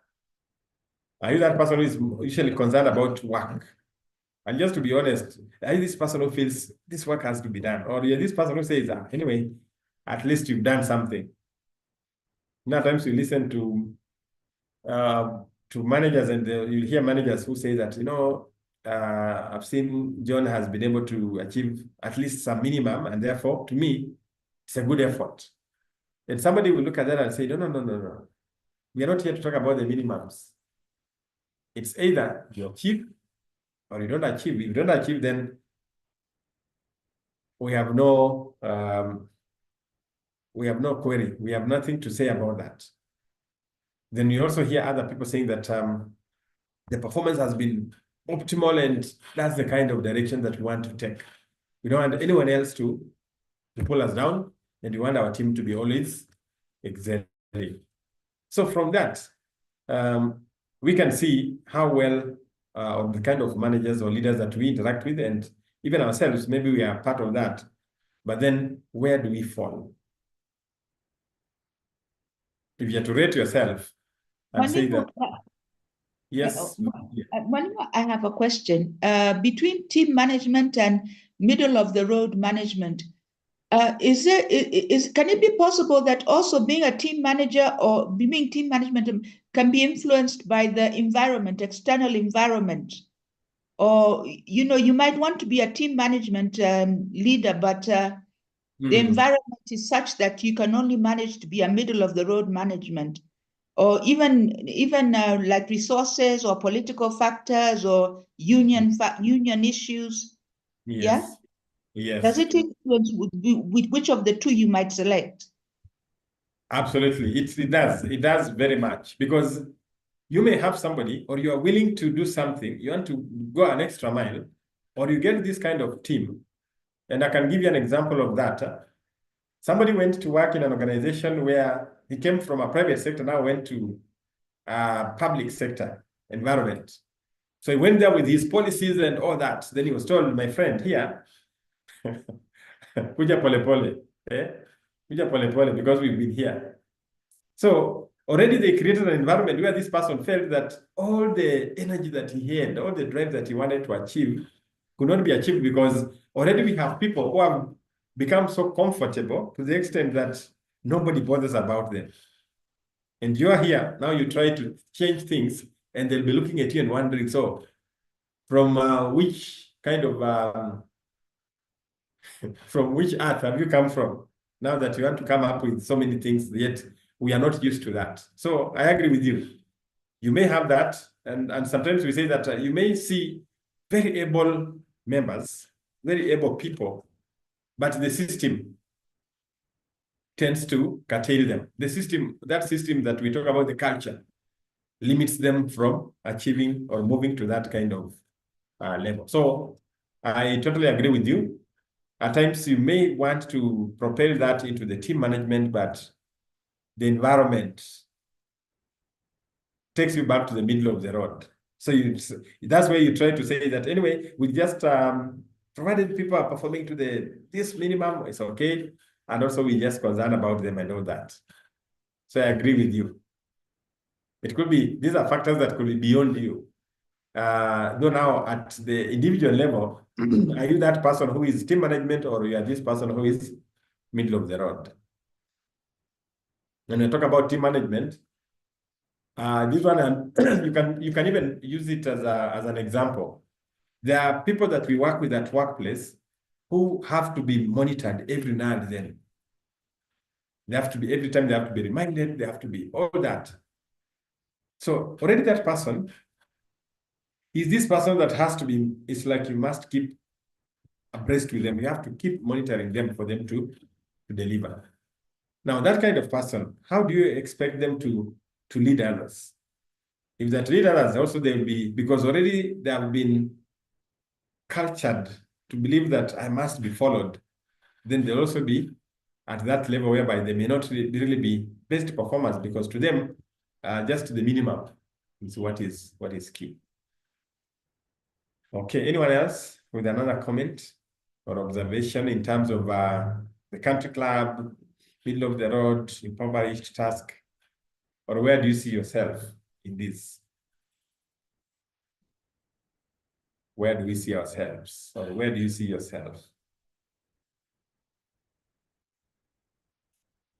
Where do you see yourself? All right, so let's move to the next concept, that is the contingency model of leadership. Contingency model of leadership. Now, contingency model originates from, if you look at leadership, we have the different types of leadership styles. Then one of the emerging models, the models that have been very critical lately, has been the situational leadership. So contingency model is one of the situational leadership model that tries to portray leadership as interaction between different factors. And if you look at this, we have the leader behavior. And you're saying that the leader behavior can be directive, it can be supportive, it can be participative, it can be achievement-oriented. Then from there is that interaction between the task structure. We have the formal authority system, we have the work groups, that means the people that one is working with. And also we have what we call the experience, that's the employee contingency factor. The locus of control, what is it that is within the employee control? There are things that are without your control. And a good example is what I think what Virginia mentioned, that you may really want to do something, but the environment does not allow you to do it, or the structure or the policies limits you into doing that. Hence, the expected outcome is not achieved, not because of something within your control, but it's something outside your control. So we have the locus of control, which we look at things within employees' control, or those ones that are outside the staff control. Then we have the experience of that employee. Then we have their perceived ability. sometimes people are not able to perform well, even if they have been directed, given support and all that, because they don't have the experience. Or two, because they don't have the ability to do it. So the inability curtails one from achieving that satisfaction. It limits one from achieving that kind of performance. And hence, the contingency factor also, in terms of the environment, we look at the work itself. And here in the work itself, this is where we talked about the task I'm doing or the task I'm taking part into. Is it a task that I'm conversant with? Is it something that I'm well-grounded when it comes to the knowledge, the job knowledge? Then also, it can also be curtailed by the formal authority system. Do I have a manager or a leader who limits my innovation, who limits my creativity? Or am I having a leader who is able now to help me to do better? Am I working in a group that believes in doing the minimum? Am I working with a team that is not driven? Am I working in a group that doesn't believe in achievement? So all that would be factors that can limit my achievement. This is very important because every time, and I want you to take stock of that. When you go to back to your organization, when you look back, look at the kind of people that have been employed over the years. Look at the team that they work with or they work in. You realize that there has been some variations in the kind of people that were brought on board. You bring somebody on board and they are very good. At the time of recruitment, at the time of induction, they're the best. And you look at them and say, well, I think this time we got it right. And this is the kind of person that is going to drive this department to the highest level of performance. But within that short time, you realize that this person's energy has just gone down. Then you start asking, what is that this person is not doing what he promised or what they promised? That's the time you realize that it's about the group that this person is working in. He started, then the group have actually just told him that you cannot dictate to us. You cannot tell us what to do. You cannot do this. You must listen to us to tell you what to do or how to do it. So at that particular time, this person feels that his ambition or his vision to transform this is getting limited, or he's getting a lot of resistance. In most cases, it's about the resistance. Whenever the resistance is very high, then you find that achievement of that level of performance automatically is limited. So it is very, very crucial that the work group blends with the person. You must try it as much as possible to synchronize your thinking, to synchronize yourself as a leader with the team. Let the team be part of you. Let the team buy into your ideology. Because the moment the ideologies are different, that means it becomes a tall order for a leader to propel that team to the next level. It's very, very crucial. And anytime people are being told about leading, you make sure that you move with the team, you move with the members. You cannot move alone. Leading, because at the end of it, you'll find that you as a leader, you are ahead, and there are no followers. That is the danger of not having a team that has aligned itself to the vision of the leader. Very critical in something that you cannot avoid, because you must entice the team. You must instill that kind of culture in the team so that they work with you. Otherwise, you'll be a leader who is a lone ranger. So you're a lone ranger, you've gone, you look back, you're alone. Everybody else has disembarked from that train, and you're alone and you're wondering, so who am I with here? And you find that you are alone, and it definitely changes the whole perception about you as a leader. it makes you to be a person who does not lead. So because the question will be, who are you leading? Whom will you be leading? Because we do not see any followers. A leader must have followers. So if there are no followers, then you are not a leader, because who are you leading? You can't lead yourself and say that I'm leading myself. So at the same time, you are a leader. At the same time, you are a follower. It can't work. So this structure, the way it is, summarizes the whole essence of leaders, that leadership is a factor of these three coming together: the employee contingency factors, the environmental contingency factor, and the leader behavior. So if I'm an achievement-oriented leader, for example, my behavior is achievement-oriented, I will still be affected by the environment contingency factors. Similarly, I'll be affected by the employee contingency factors, depending on the level of conformity that these factors are.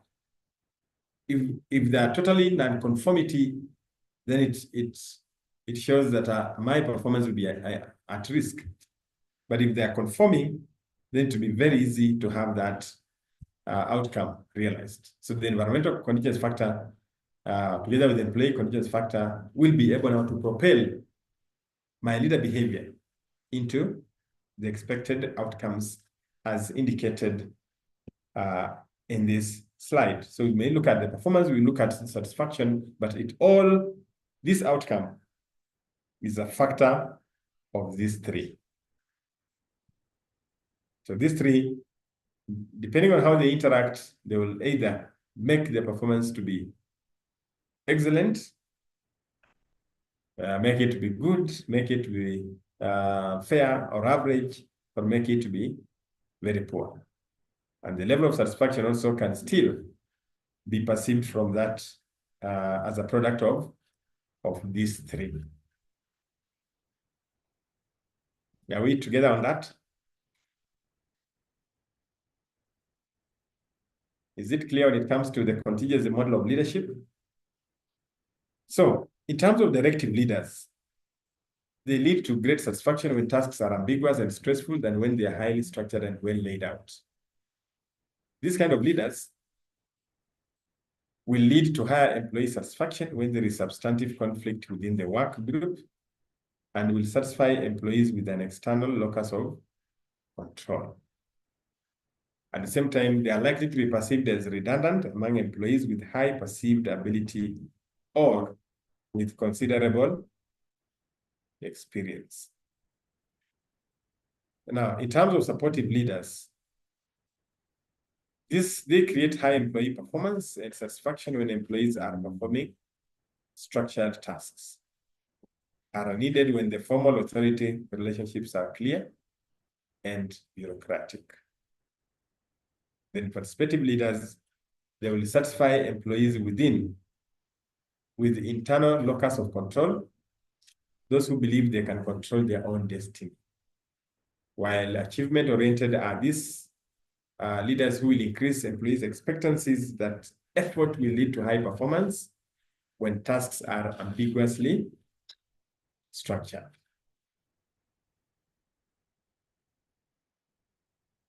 So in terms of the elements of high performance or high-performing leaders, this is just now the second or the last bit of this conversation in terms of the elements of high-performing leadership. So high-performing leadership entails looking at a leader as a vision creator, looking at a leader as a team builder, looking at a leader as a task allocator, looking at a leader as a people developer, and looking at as a leader as a motivator or a motivation stimulator. That's what high-performing leadership entails. It looks at a leader as a vision creator, leader as a task allocator, leader as people developer, leader as a team builder, and leader as motivation stimulator. Now, what does each one of these entail? let's start with leader as a vision creator. What is the vision? So in this case, the leader creates a vision. For instance, you are a leader and you create a vision to the organization or to your team and tell them that we anticipate to have this organization become the market leader. And we can do this through our department. We want to be seen, we'll be doing things differently. We'll be executing policies within the timelines. So that now we lead by example. And that must be driven by the leader. So if the leader creates that kind of mentality into the team members, then they will be able now to work with him or her towards that kind of vision. Because you have that vision, so you create that vision or you carry that vision, but as you carry this vision, you must have people alongside you. They must support you. So from the vision now you create goals. And from these goals, you come up with action plans. And as you come up with action plans, now you monitor these action plans for execution. As I said, if you say that in our department, we will ensure that people follow timelines. And therefore you say that in this department, when you're supposed to execute a particular process or a report, it must be done within, or our reports will be ready weekly. So you ensure that at the end of the week, everyone's report has been submitted. So that means your goal is to ensure that every other plan that has been put in place by the end of the week, everyone is aligned and everyone's report has been submitted. So that means you monitor and say that at least by Friday, everyone, 100% people have submitted their reports, or they have also worked within the timeline, or they have been able now to respond to the queries as expected. Because it could be you work with the customer service department and you say that we need to change the period within which we respond to queries so that customers do not keep on complaining. So you come up with an action plan and say that every staff who is working in the customer service department must ensure that they respond to the queries within 6 hours, or you say within 4 hours. 6 hours can be reasonable, and say that within 6 hours, all the queries must be dealt with. So that becomes your goal. And now you say that you'll be monitoring to see when the queries came in and when they were responded to, and what are the remarks. So that way then, you as a leader, you're trying to change that kind of action so that people become accountable. The accountability only comes in when now we're able now to keep close monitoring of the action, the plan, then the action, and now the outcome. That way, it helps you as a leader to journey this vision with the team, or the team will now clearly be part of this vision. So what does creating the vision entail? In terms of the vision, we're just looking at where the organization wants to be, where the team wants to be, or who do you want to become? That's basically the vision. Who do you want to become as an organization? Who do you want to be perceived to be as a team, and all that? So for us to go that direction, then leaders must have gone through the analysis. You have to carry out what we call SWOT analysis. That means you're looking at the strengths, weaknesses, opportunities, and threats. So that you capitalize on the strengths and weaknesses, then you minimize the weaknesses as you propel that vision.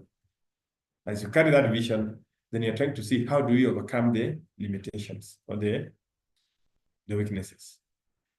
That entails looking at the capabilities that we have, areas of improvement, the resources we have, the people that we have. Are these people capable of moving this vision to the next level?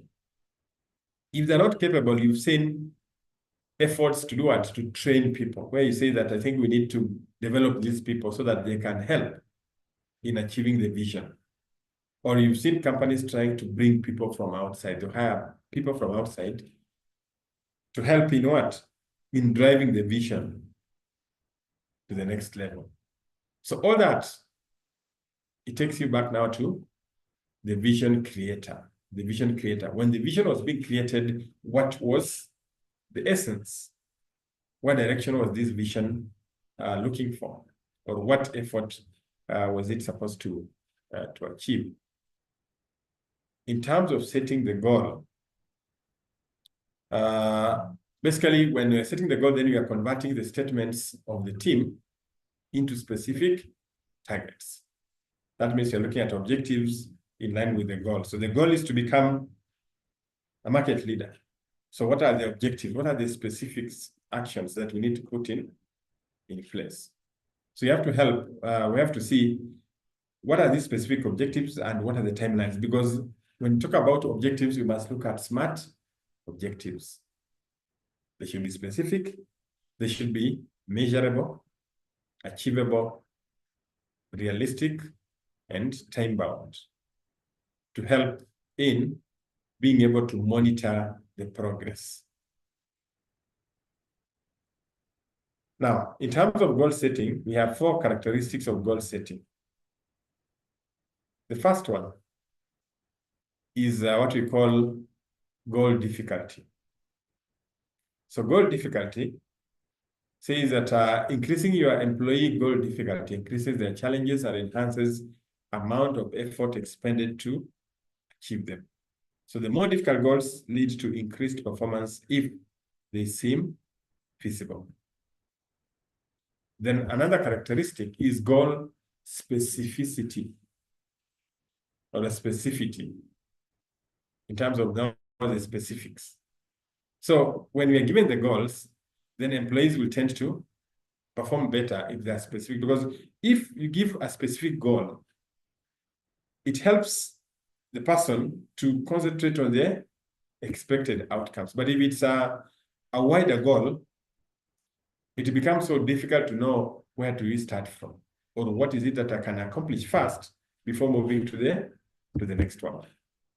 So it is very, very crucial that the goals are very specific, so that now they resonate with the objectives. Because if you're telling people to do their best or giving no guidance, will increase ambiguity about what is expected. So it is very vital that we tell them to do or to give their best, as giving no guidance will increase ambiguity. Another characteristic is developing the action plan. And as I've said, from the goal, then we transform that into action plan. Meaning now we are breaking down our goals into the specific realizable tasks. So we look at the concrete events that must be done, the concrete initiatives, the specific actions that need to be put in place so that we know when they are being implemented. What are the priorities? Where do we start from? Because from that, once you know that our quick wins are 1, 2, 3, 4, we start with these ones in the first phase, the second phase, the third phase. It means the team will be more inclined towards achieving them because it helps them, or it gives them guidance on when to do that and how to do it, and by what date. So as we do that, then we monitor how things are being done. If, for example, you're implementing a policy, you'll be looking at what extent have you achieved the policy. Maybe you said this policy will be achieved in phases, 2 phases. Phase 1, we need to be 100%. So you ask yourself, have we been able to monitor this? Have people complied 100%? If it's 70%, what could be an attribute, or what do we attribute this failure to reach to 100% to? So in terms of monitoring the action plan, we look at how, to the extent to which we've achieved it, what has not been achieved, and what are the reasons behind that non-achievement. Because it helps now to validate that process and help to know, was this policy worth implementation? If there are any challenges, then what is it that we need to have done to help us to achieve what is expected. And for the leader, then it demonstrates the commitment to see that the matter has been done to the conclusion. And that completes that element of having carried the vision up to the end. Though sometimes the creators of the vision will drop along the way, just like Moses could not reach to Canaan, but you find that ultimately we look at whether that kind of vision has been moved or has been carried by the other people to the next level or to where it was supposed to be. So that from there, once this has been achieved, then we see how do we revise our vision again to the next level. Now, let's move to the leader as a team builder. How do we look at a leader as a team builder? What is it that these leaders do for us to attribute or to see them as team builder? Because ultimately, we are looking at a great team. And how do we get a great team? A great team is a reflection of a great leader. There's no way you can have a great team with a bogus leader. There's no way that can happen, because you don't expect anything that is the opposite to happen if the leader, him or herself, does not portray the kind of attributes that a great team has. So to be an effective leader, you must develop and nurture people. You must also have what we call clear tasks. So we have clear goals, they must be measurable, and also people must be clear on their role so that we don't have ambiguity. At any given time, ambiguity must be minimized, because the moment we have ambiguity, you find that people will not perform to the expectations. People will not achieve what they're supposed to do, because there'll be a lot of blame game, there'll be a lot of pushing here, moving these, saying, oh, it is not my responsibility. I thought it was supposed to be John's responsibility. I thought it was supposed to be Emma's responsibility. And at the end of it, you find that you don't realize that great team. In terms of the people, a leader who is a team builder will ensure that the team has an identity and the spirit. By identity and spirit, it's not just about the name, but it's about what people believe in. It's about whether people are driven, whether people feel that they can achieve.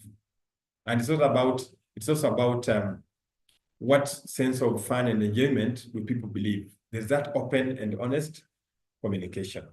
So anybody, if you want to see yourself as a team builder, then you must always make your team feel that they have an identity. They belong somewhere. They have a sense of belonging. They have that and the spirit to do something. There has to be a sense of fun and enjoyment. Not just, here we're not just saying the team building where people go and play games and, just have fun and all that. But we are looking at people always having that fun even at workplace, and feeling that work is not just about being extremely serious and, policy and all that, but it's about trying to balance and making sure that at one point people have that environment where they can share moments of humor and just have that at the end of it, so that people feel there's always that tension that exists between the team and the leader. So for that barrier to be broken, we look at a leader who is able now to break that barrier and allow people to open up and just share openly without fear of intimidation. Therefore, a leader that is a team builder is able to cultivate a cohesive team, is able to promote team problem solving, is able to be loyal to the members, help your members to manage and learn from their challenges, and cares about the members. You care about the members' welfare, you listen to them, you understand what are the challenges and how do you deal with these challenges. You also are loyal to your members. Loyal to the members means that at any given time, when members seek your audience, you are available. But they should not seek your audience, then you remind them that you are a very busy person, because leader is about the people. So those people must, at any given time, feel that they can access you, feel that they can talk to you, and they can communicate to you at any given particular time. When we talk about cohesive team, that means anytime a leader realizes that there is some, what do we call it, some noises in the team where people are not cohesive enough, then the responsibility of the leader is to build that cohesive team. Should at all time deal with conflict. That means conflict resolution and ensuring that people are working cohesively. That's why we say that they should cultivate a cohesive team, know when to step in and when to stay out of the team conflicts, plan occasional team events that let people get together without pressures of work. At the same time, we expect that this leader promotes team solving problems. That means a leader is available for consultation. If there's a problem that arises, then the leader helps in dealing with it. But you're saying that a leader should not micromanage.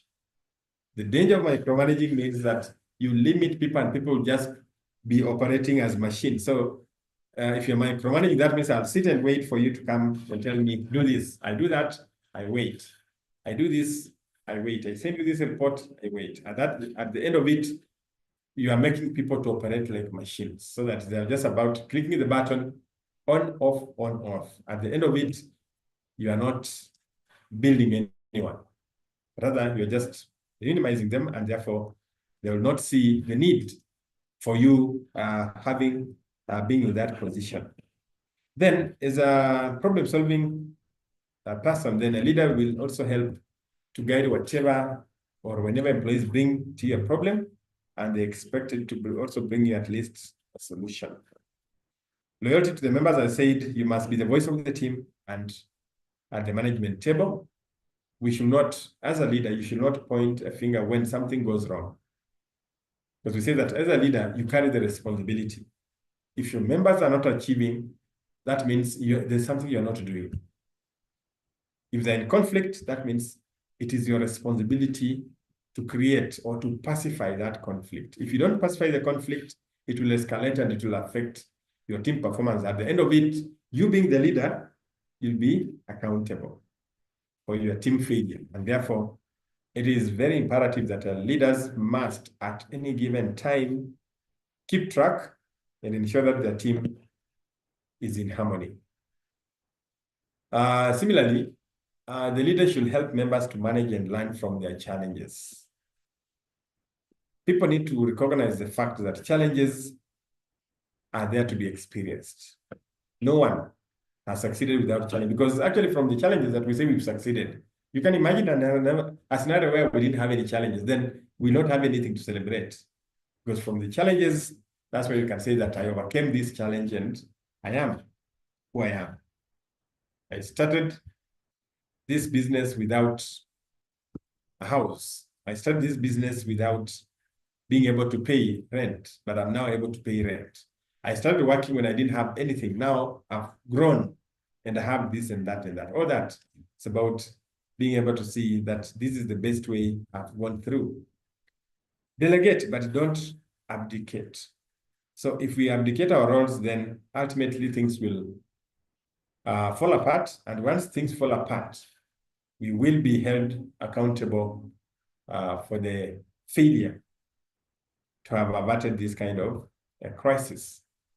As a team builder, also, you need to care about your members, make small talk with your employees when the opportunity presents itself.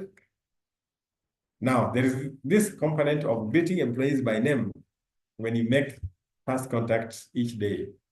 How many of us greet people by name or just say, hi, hi, hi, hi, then you go and sit? And what sort of image does it invoke whenever you say, how are you, Virginia? Morning, Emma. Morning, Angeline.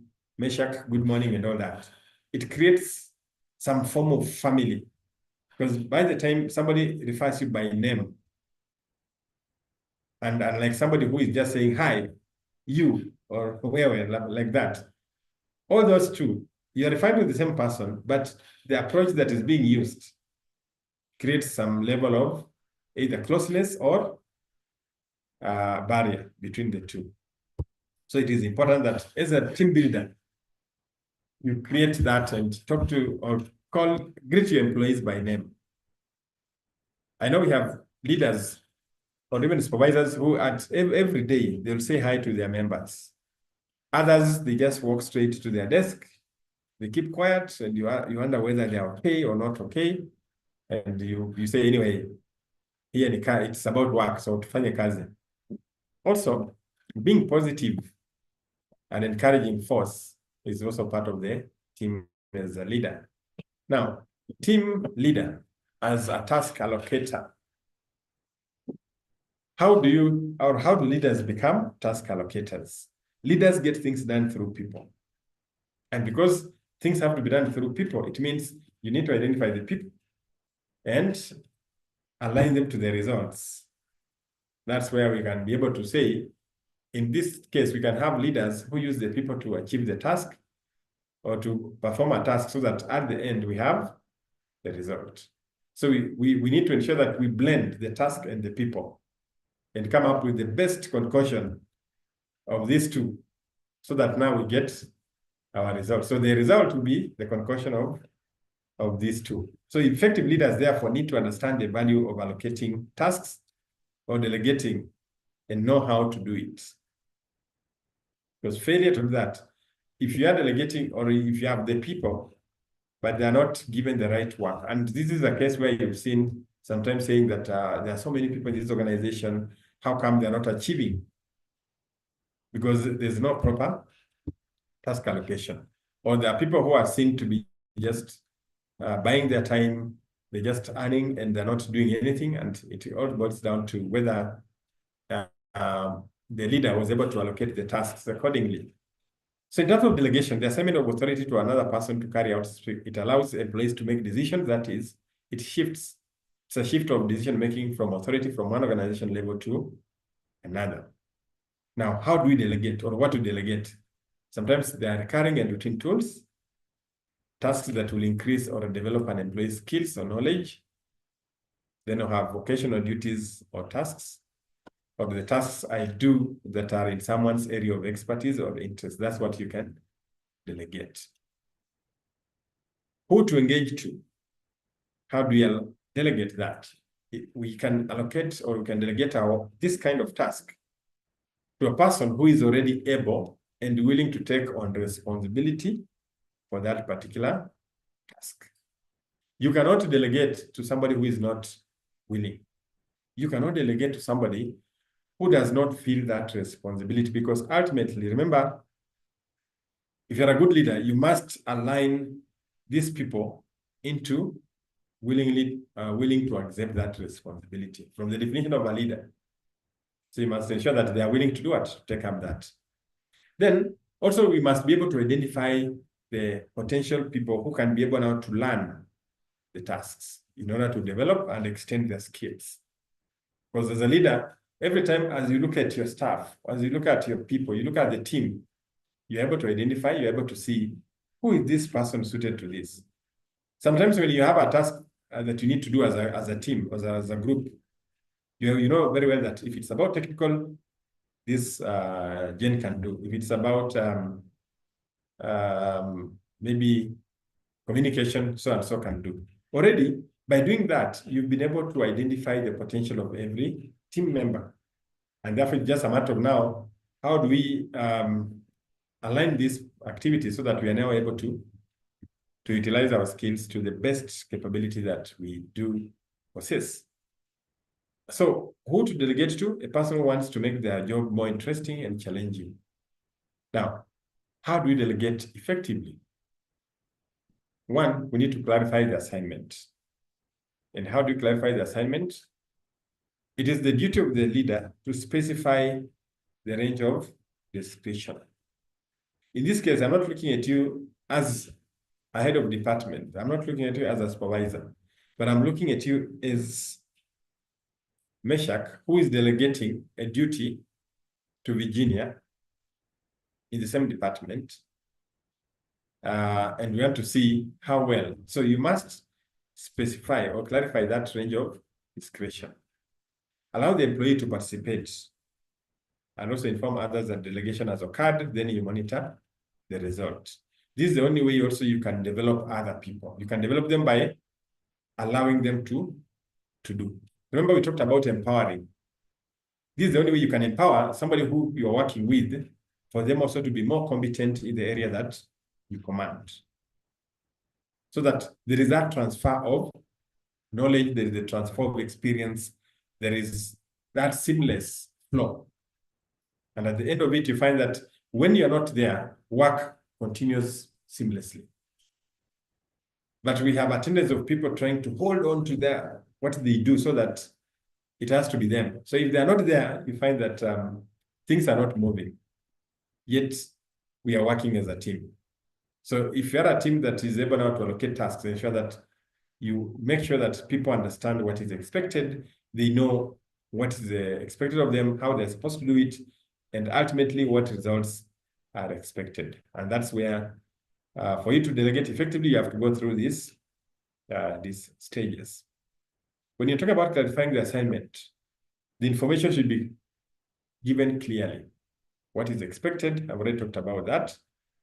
And every act of delegation comes with constraints so that you must specify the parameters so that employees know, in no uncertain terms, the range of their discretion.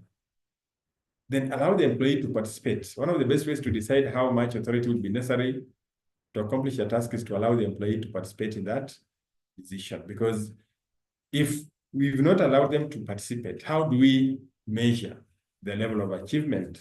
It will be very difficult because I cannot just subjectively say that you cannot do it. Have I subjected you to doing it so that I can able to tell that, well, you did not accomplish this task 90%, maybe only 40%. Then what could have been the impediment for you to achieving this 90%? So all that is what we can only say that it is important to do or to allocate that accordingly. In terms of informing other people or colleagues or supervisors, it's important that people understand that this duty has been delegated. And you've seen that even when organizations or somebody leaves the organization and is going for a function, they will say that during this period, I'll be away. During this period, if you need any assistance from this department, so and so will be in charge. Already that communication signifies delegation. But you'll always say that in case of anything urgently, you can always reach me on this and that. That's a delegation aspect. Though people will write an email without delegating. And when people ask now, they are being told, no, I also read on the email.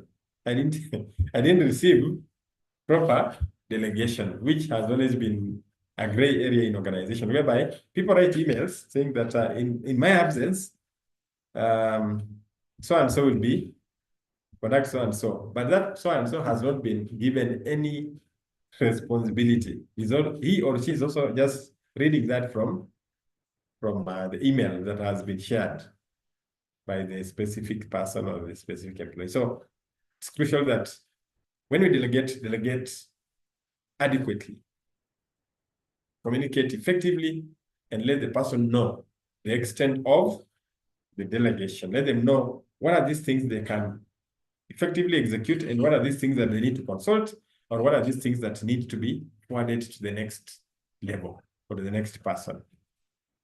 Monitor results. You need to allow adjustments to see whether the results have been done appropriately. Then leader is a people developer. Remember, leadership is about developing people, not followers. Therefore, we must look at what legacy are you creating, so that this legacy can propel the organization to the next level of success when this leader is no longer there. When people celebrate success in organizations, at times they'll mention about the founders, they'll mention about the vision carrier, they'll mention about who was the proponent of that idea. And we can, every time we can always envision how that idea came into place and how it has led this organization to where it is.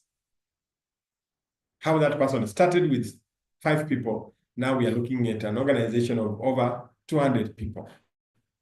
In that case, we can attribute that initial vision carrier to a developer because he or she was able now to start a vision. And through this vision, we've been able now to nurture and develop so many human resources that have been able to step into the different roles within the organization to lead to where it is. And therefore, when you are looking at the development, then we are looking at the leader and the employee. And from there, we come up with what we call employee development and learning plan.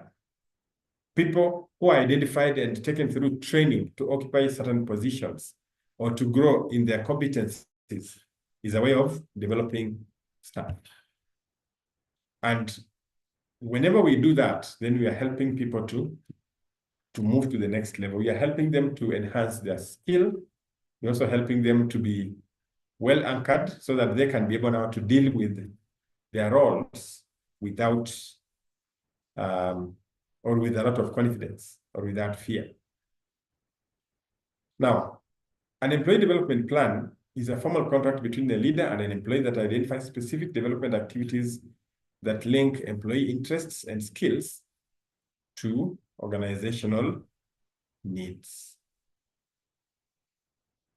That contract between a leader and an employee, that means as I monitor my staff, I'm able to project where they're supposed to be. I'm able to project what is it that they're supposed to achieve. And I'm able to see also the kind of support I should help or provide so that they get to that point. Because you're looking at the point, the current point, and the desired point. So the current point means who you are today, what skills you have, and if you want to move to the next point, what is it that you need to move to the next point? That should be stipulated in your employment, in the employee development and learning plan. So that I'm able to see what are the specific learning points that I need to undertake progressively so that I get to the next point. As I do that, what sort of experiences do I need to enable me to get to that other point? So all that is what can be, or what can be discussed under the employee development and learning plan.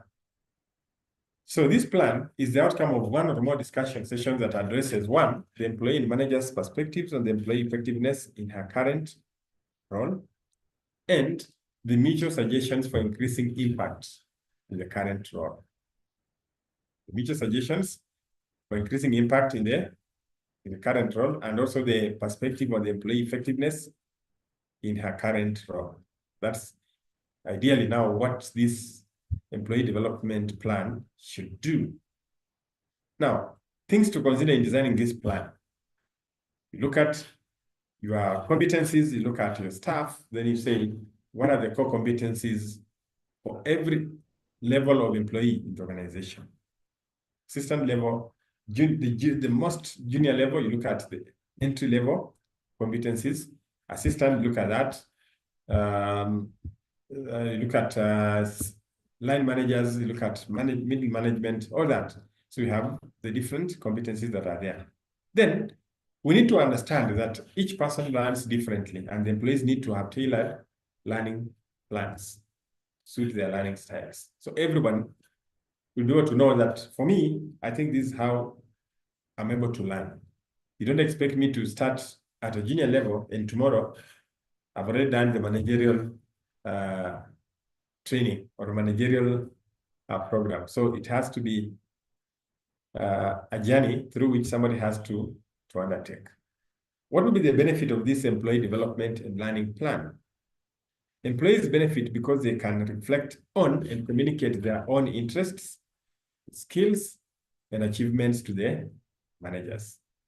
They will also volunteer for participation in satisfying assignments, the projects, and learning activities. At the same time, through the employment of the employee development and learning plan, employees will benefit because they will relate their own goals in the bigger picture of the organization. You know, it's like you look at yourself and see that within the next 5 years, I can see myself growing to this role. In the next few years, I can see myself moving in this position. I can see myself expanding my competency to this. I can see my skills, all that becomes one of the benefits of this employee development and planning plan, because you can see the bigger picture into that. And also, it helps to seek feedback about specific development needs and the interests. Similarly, how will managers benefit? One, the managers will benefit because they'll get a clear view of employees' interests and their goals, and see how those interests resonate with the tasks and assignments. Because if you can see the employee interest is completely away from the task, that's when you've seen people being redeployed in other sections, because we don't see their interests in that task, or they don't fit. They are totally not fitting in that department. And therefore, it will be of no benefit if you continue pushing them into that, yet we can see that their interest is somewhere else. Also, the managers will be benefit because they can share the responsibility for developmental planning with their employees rather than assuming full responsibility. So it gives the background within which this can be shared. Then it can also energize and retain employees by providing new challenges in their current roles, as well as preparing them for other roles. Energize and retain employees for providing new challenges in their current roles, as well as preparing for the other roles. Then leader as a motivator or motivation stimulator. That means we're just looking at a leader who stimulates, who inspires, who makes people feel inspired to get that direction. So motivation is therefore the willingness to exert high level of effort to reach organizational goals. So in this case, the leader should establish the vision for the future and set the strategy to getting there. And they can do this by motivating and inspiring others to go to that kind of direction. And that brings us to the 3 C's of motivation. We have the choice, the content, and collaboration. What does each one of these entail? Choice. People feel motivated to work hard when they feel empowered to make decisions about their work. Content. People feel motivated to work hard when they understand how their work adds value. Then collaboration.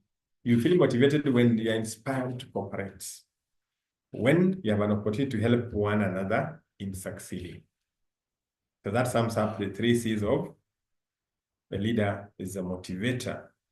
So to stimulate that motivation, you have to inspire by example. Let people see the energy in you. Let people see that drive in you. So that as you communicate to them, they're able now to envision, they're able now to see themselves in that kind of projection. They need to see themselves in there. But you cannot talk about things yet. When they look at you, you don't look like even you believe in them. You don't believe even in what you're saying, and therefore you do not inspire confidence in them. So to inspire that confidence, be clear and enthusiastic about your life, purpose, and goals. Because most inspiring leaders are themselves inspired and excited about the purpose of their lives or their missions. And you must share this excitement because it is a catalyst to others to join in the pursuit of the mission or to find their own equally inspiring purposes. Leaders share stories from their own experience. Because now from those stories, people can be able to relate. They can be able to think. They can be able to see themselves also in those experiences. They can be able to see even themselves from a very different perspective. Because people who capture the hearts of others and leave them feeling uplifted, often by sharing stories, will make them to think differently about certain things.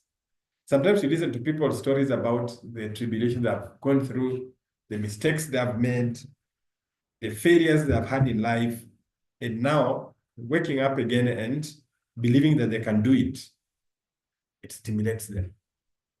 So when people listen to these kind of stories, they can ask themselves, oh, so it's something that I can do. And here you're talking to somebody who believes that they cannot do anything or they cannot change their perspective. So the moment they hear these kind of stories, then they are taken aback and they will be able now to rethink their line of thought. They'll be able to rethink what they aspire to be, and it can be an inspiration now for them to see things differently. So be willing to share the human, fallible side of your life experience rather than trying to maintain the image of a perfect leader who never has doubts or struggles. So be yourself. Don't be the ideal leader, but be the real leader so that people can resonate, people can see who you are, people can look at you and see themselves, people can look at your struggles and see their struggles, people can see your actions and see their actions, people can see your solutions and also see their solutions. So focus on the dreams and goals of others. Get to know your employees and other people for whom you regularly interact and find out what they want to achieve. Ensure that you communicate clearly, communicate those goals to the people, have the team develop plans for achieving these goals, ensure that everyone has opportunity to participate and contribute to the plan. Then help others to bring out the best in themselves, identify the unique talents and abilities of your employees, and ensure they understand how they can contribute to the overall plan and vision. Keep the vision front and center. And when things seem to be going off track and people are losing their focus, remind them that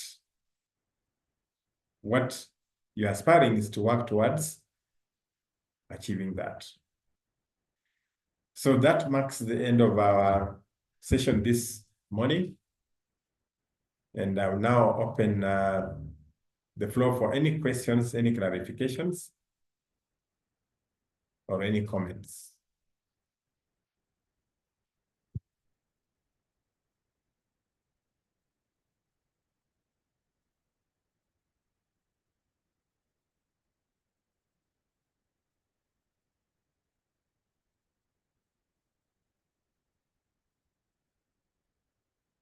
Okay, you're not seen the chat. I think in terms of the managerial grade, Kenya Civil Service was at 9.1 and 5.5. Okay. I agree with you. Leadership can be situational. All right. We just read the comments on the chat section. Otherwise, thank you very much. Anyone with a comment or an observation or a question as we come to the end?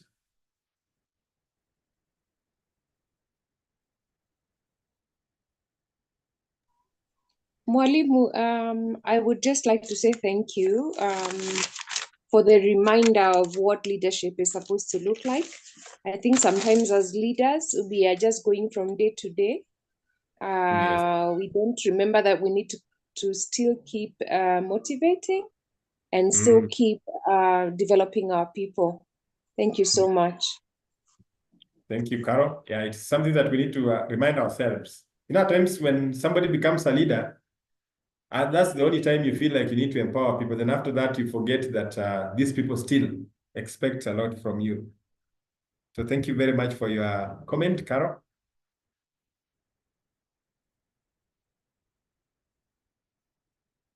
Thank you, Meshach. Any other comments? Then,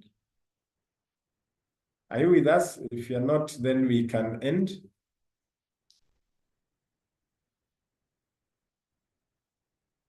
All right, so thank you very much, ladies and gentlemen, for your time, for logging in for this session, and I hope it's going to change your perception and also your thinking in terms of leading. And as I said, this leadership is not just about the organization, but also you look at it from your family setup, look at it from the societal setup, and look at it from the general setup, because we talked about impact. So impact is holistic. We want to see how do you execute, how do you resonate, how do you help people feel part of your leadership? How will they every time look up to you and say that, yes, I think Carol has inspired me, or I think Angeline inspired me. So thank you very much and have a great weekend. You can see on the chat, you can always get your certificate online. You log in. If you can look at the chat section, you can use that. Password is HR2021 to get your certificate for the training. Right. So thank you very much. Enjoy your weekend.